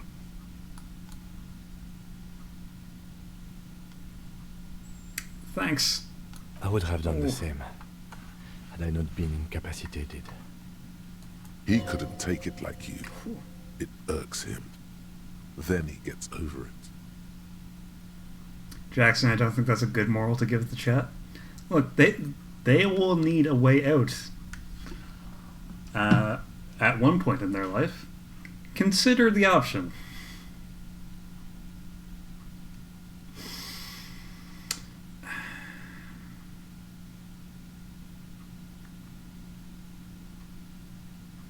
I don't know. Everyone in this game sounds so convincing.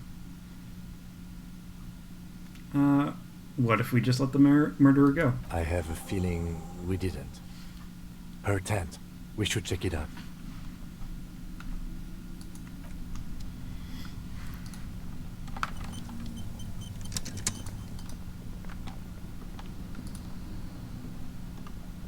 Show me tear.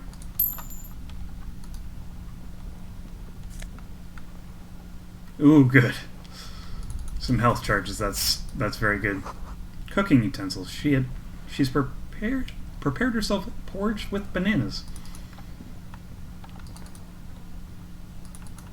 No way past here. Dark water trails into the darkness. There is no way out.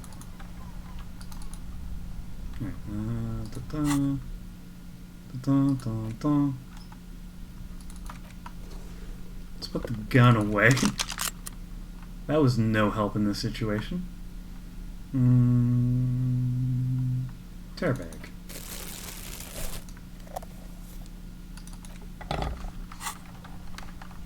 Still no tear. The plain red tent stands by dispassionately. It was pitched by practiced hands. She's used to camping out. Look inside. The tent looks old, but well maintained. In the darkness of the tent, a rolled-up sleeping bag, cooking utensils, some books, and a kerosene lamp. It reeks of cigarettes. Look at the books. Assorted soft covers, mostly pulp horror. A motor carriage lies buried in the snow on one cover. On another, a ghost airship. You also see a collection of radio enthusiast magazines. See anything? Sift through the magazines. Rager Monthly, Journal of Material Science. More Technological Digest. One of the magazines doesn't have images on the cover. It's not a magazine, it's a leather notebook. A notebook? You pocket the worn brown leather journal. A trusted friend left behind. We should read this immediately, like right now. Like, don't even do anything else. Look for her beyond the coast.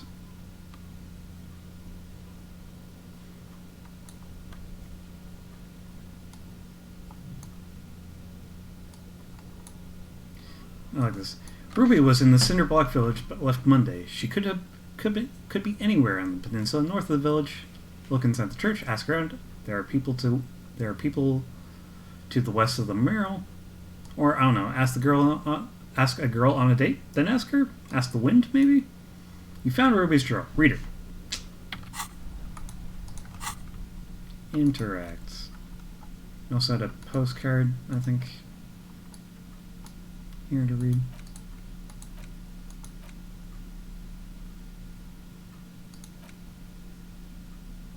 Oh. What does it say my height is? Police badge on which you see the photo of a man.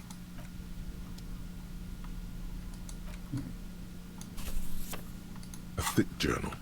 The cover is worn like someone used to carry it around in their back pocket. Examine the cover.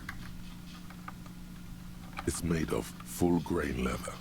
The lower left corner of the back cover sports an embossed brand name, Schneller. Schneller is a stationery brand from Gottwald, beloved among architects and engineers. She's got good taste and must have taken whatever she recorded here seriously. Andrew has redeemed one anime hot tech, because apparently we can't go a whole night without one of these. Oh. And I guess we're going to break in the conversation. What has been going on? What is there to have a hot take about right now?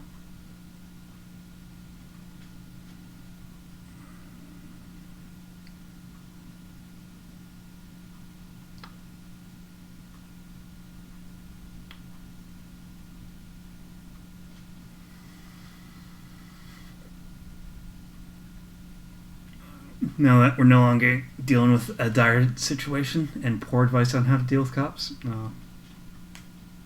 I suppose that can't be my hot take, can it? It's just bad advice. Because we were talking a lot about that.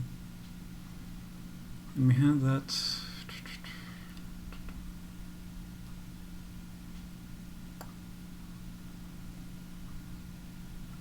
I guess this was something. I don't think it's a hot take. It's just an opinion I had come on to recently. Because I was listening. I went back and listened to our Jujutsu Kaisen episode. Because I was thinking about that. Because I'd finished up the series not too long ago. And I was also thinking about the one Jujutsu Kaisen clip that made the rounds on our end. Or made the rounds on Twitter. Which I think was just, what's his name? Guy with stitches saying Jujutsu Sorcerer. And it reminded me of something Avi had said about, a question Avi had raised about what throws you off more, bad lip sync or bad timing with dialogue, basically, like awkward pauses. And I think the only reason that clip made the rounds was because of that awkward pause. Because that actor's doing a good job otherwise, right?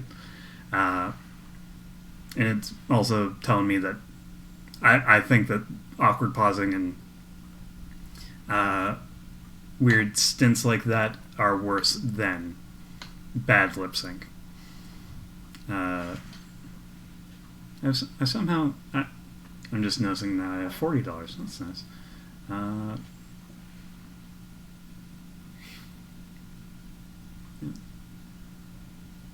I'm trying to think if there was anything more to that point.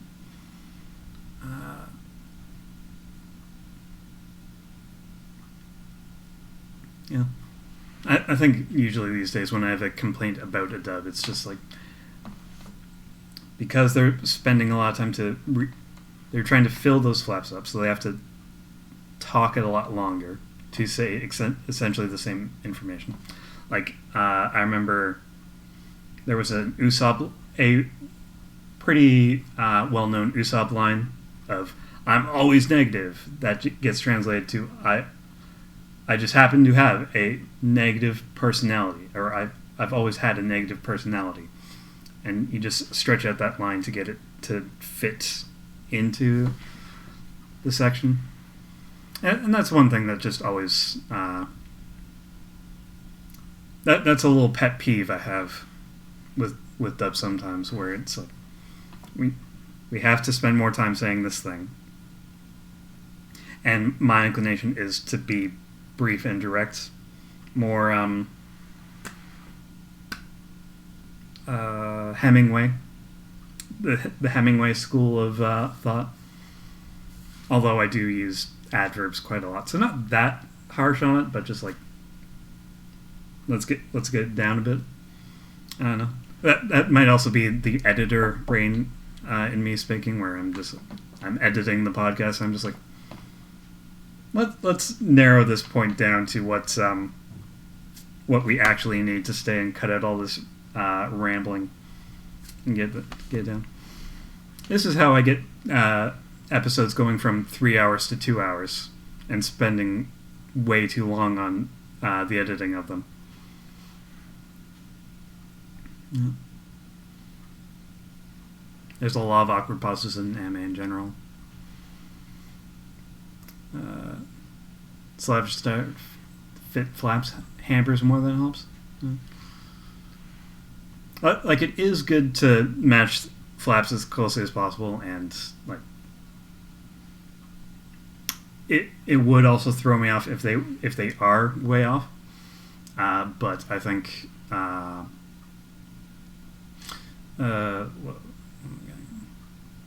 just like you have the Japanese grammar and thought process, and then it doesn't translate one-to-one to English, so you get like I'm the one who will be killed by you, or whatever, like that. Or I think there's like a One Piece catchphrase example of Kaizuko ni Oi wa Naru, King of the Pirates, that's what I'll be. So you kind of just have to rearrange that stuff, and sometimes they aren't always rearranging things like that to make the wording fit. I'm having opinions on scripting tonight, where it's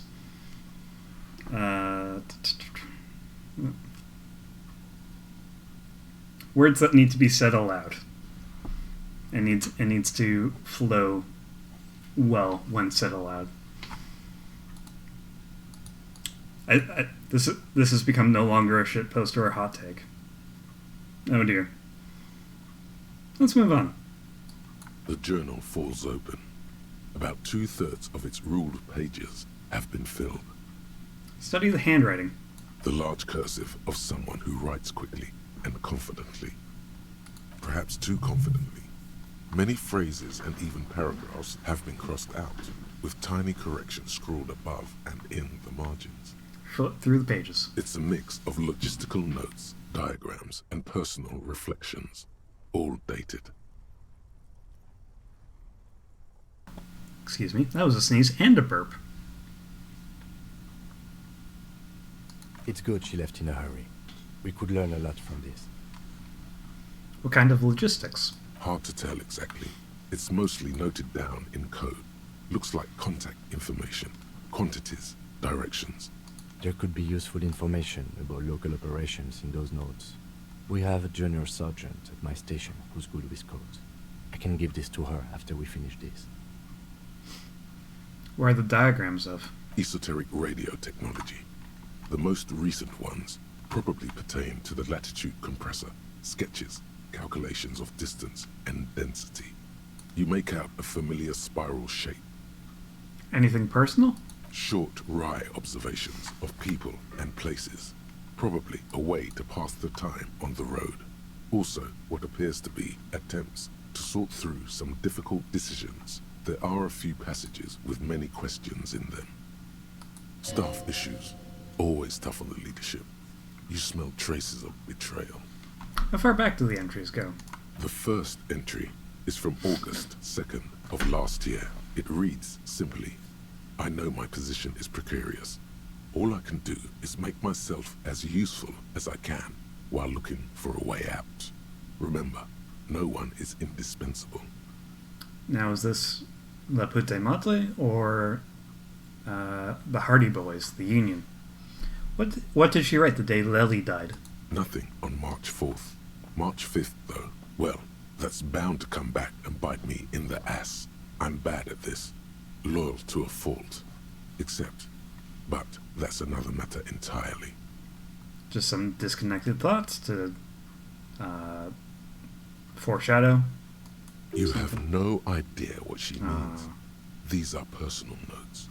Don't expect to understand all of it. Anything about La Pute Mate? Maybe I can...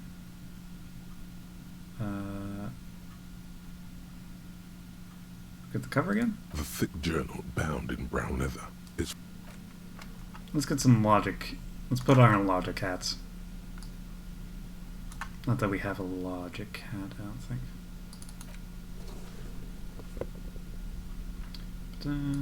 But, there's our logic hat. Silly me.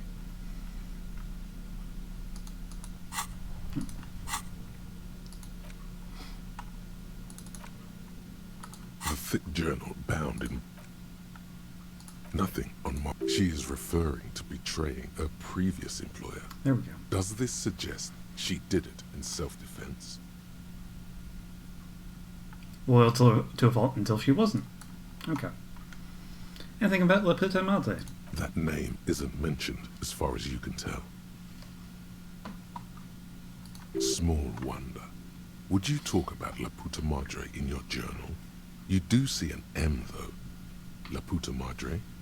M is mentioned on March 9th and March 15th. Let's look at the first one. Great. M's peon is coming to town, no doubt to investigate yep. the lynching. But also, I feel it in my gut to finally put a bullet in my head while I'm napping in my lorry or on a smoke break. Well, I won't stick around just to twist my own neck by constantly looking over my shoulder. Then again, isn't that what I've been doing ever since I got the call? Were you supposed to find her, even apart from the investigation then? On M's request? No, you wouldn't do something like this. This must be a mistake. This is a coincidence. I would never kill people for a mob boss. The thought steadies your nerves. The journal stops shaking in your hand. Read the entry from March 12. Been holed up here for 3 days now. I'm used to being alone and all, but I don't know when I'll be able to leave, or if I'll be ratted out. They will rat me out, of course. I've made it a point to believe in the best in people, the boys, for example. But experience tells me. So they have written in here that she's here at least 3 days, and we can't get here before day 3. So that's interesting. Did M feel truly betrayed by me? I was feeling threatened. He'd have to know if he threatened people, they'd take measures to protect themselves. Even I know that. Economic measures first of all. Gotta make a living, right? I can still hear his voice in the receiver. Taste the plastic. The entry ends abruptly. What's the most recent entry?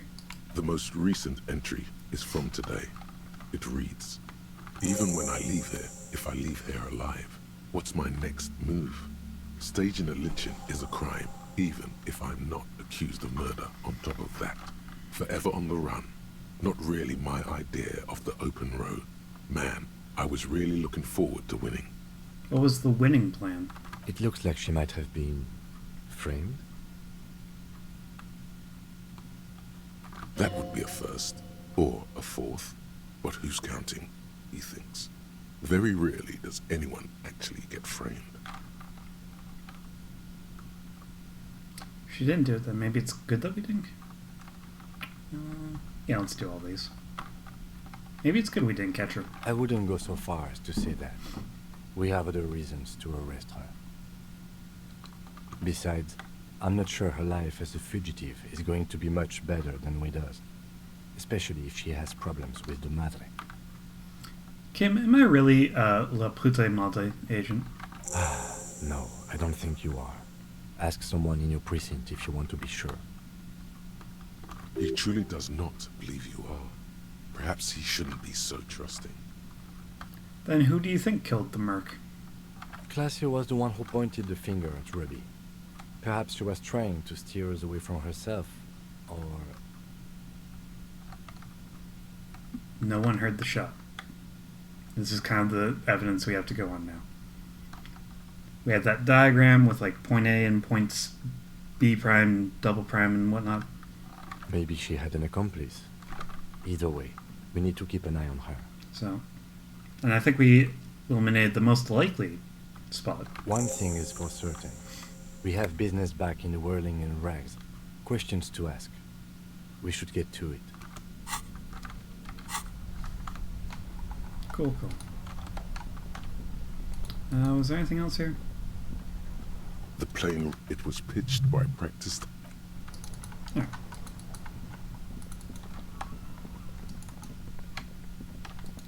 I think we've swept this place entirely for tear.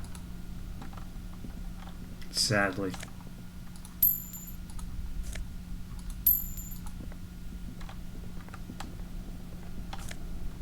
Ooh! Composure and shivers. Nice. Pillar and mark. Concrete type, buried in the sand. Ratan! Now is the time! Time for what? Oh, you will see.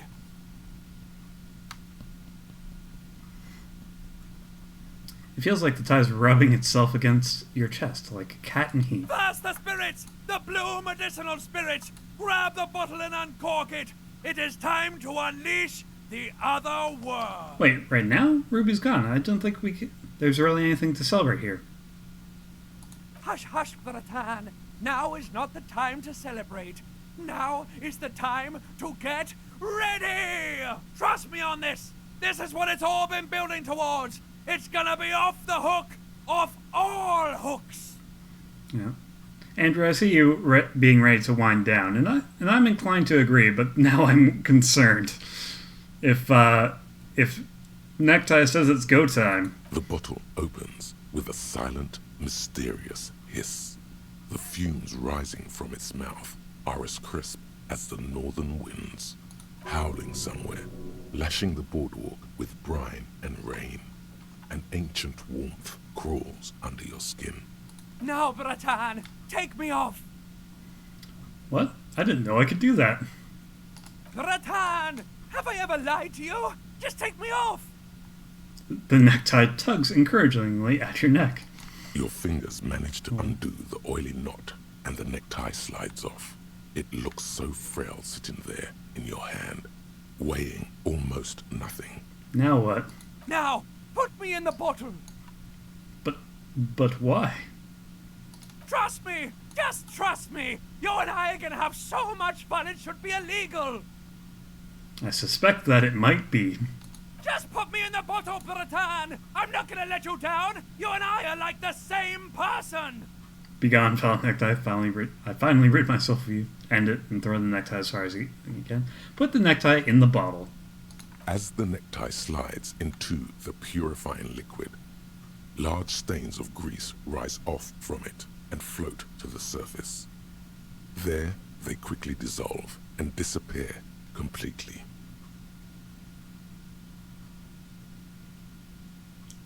Gross. Cleansed by the blue spirit fire of 98.7% pure alcohol, the fabric looks almost new again.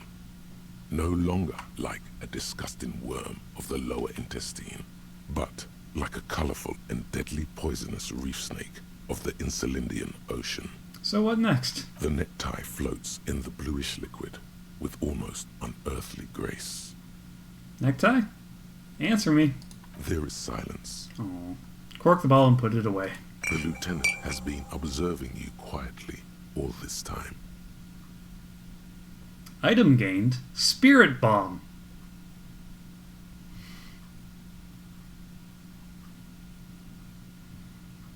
He's struggling to keep silent, but finally seems to give up. I've got to ask, what are you doing? He says, a peculiar look in his eye. As always, lie.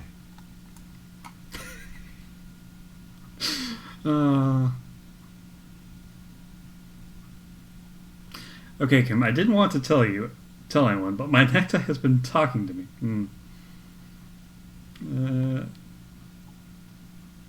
Well, Drama's telling me to lie. In my family, you put a piece of clothing in something hard liquor to drink it for good luck. It's silly, but no harm done, right? No harm in drinking 98.7% alcohol with God knows how old tie in it? I wouldn't be so sure. However, I'm not here to judge. Let's go. Jesus, if you guy had a spirit bomb, everyone's fucked. Well, they have to lend me their energy first, right? It's just, there we go. It's only the necktie lending me their energy. Your spirit guide to the party scene. The horrific necktie is floating serenely in the blue medicinal spirit. As it is still 98.7 alcohol, this necktie cocktail is extremely flammable and should be kept far away from an open flame. But we have just created ourselves a Molotov cocktail. Molotov, yeah, cocktail. That is the word. Excellent. No, I don't know what's going. If Necktie is saying now's the time, I'm a bit concerned about what happens when we get out of this hole. So you know what? I think we will call it right there. And we're just going to stand here, and we will worry about what comes next next time. So, oh boy. Thanks for coming, everyone. I think we still have some things to work out with new setup. Get a little better. Make better use of this good internet we've got going here. But otherwise, I think we're done for tonight. What have we got going on? I'm gonna look at rating channels. Oh, and we've got some options. Chris George is alive. That's unusual. Yeah, so maybe we'll go raid him. Yeah, I think I've seen schedule from Stream Elements go by enough times. We've got yeah,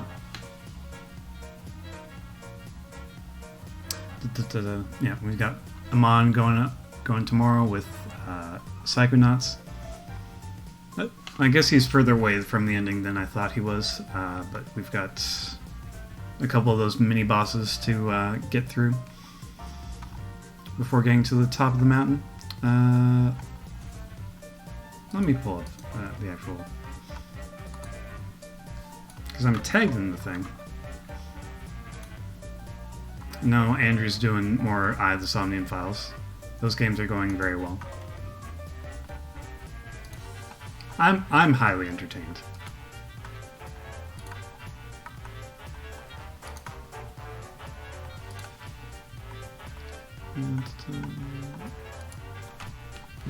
There it is.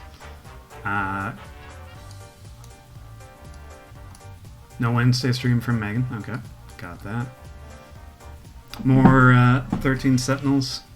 More Yakisoba Pan with Jet, so that's great. New episode Friday, as there always is, and looks like on Saturday Patrick is doing Final Fantasy IX. I feel like I'd never hear about that one. It seems like a lot of people like it, but I have no idea what's going on with that one. Yep. Andrew is very entertained by other Somnium Files, so yeah.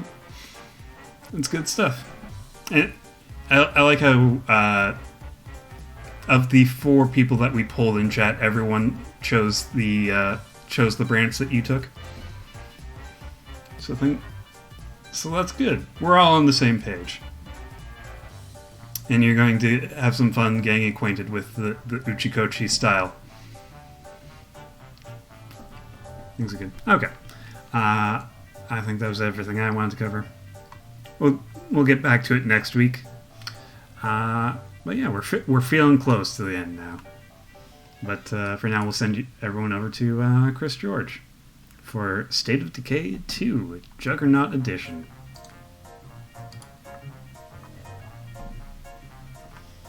Yeah, thanks everyone. We will see you next week. Bye-bye.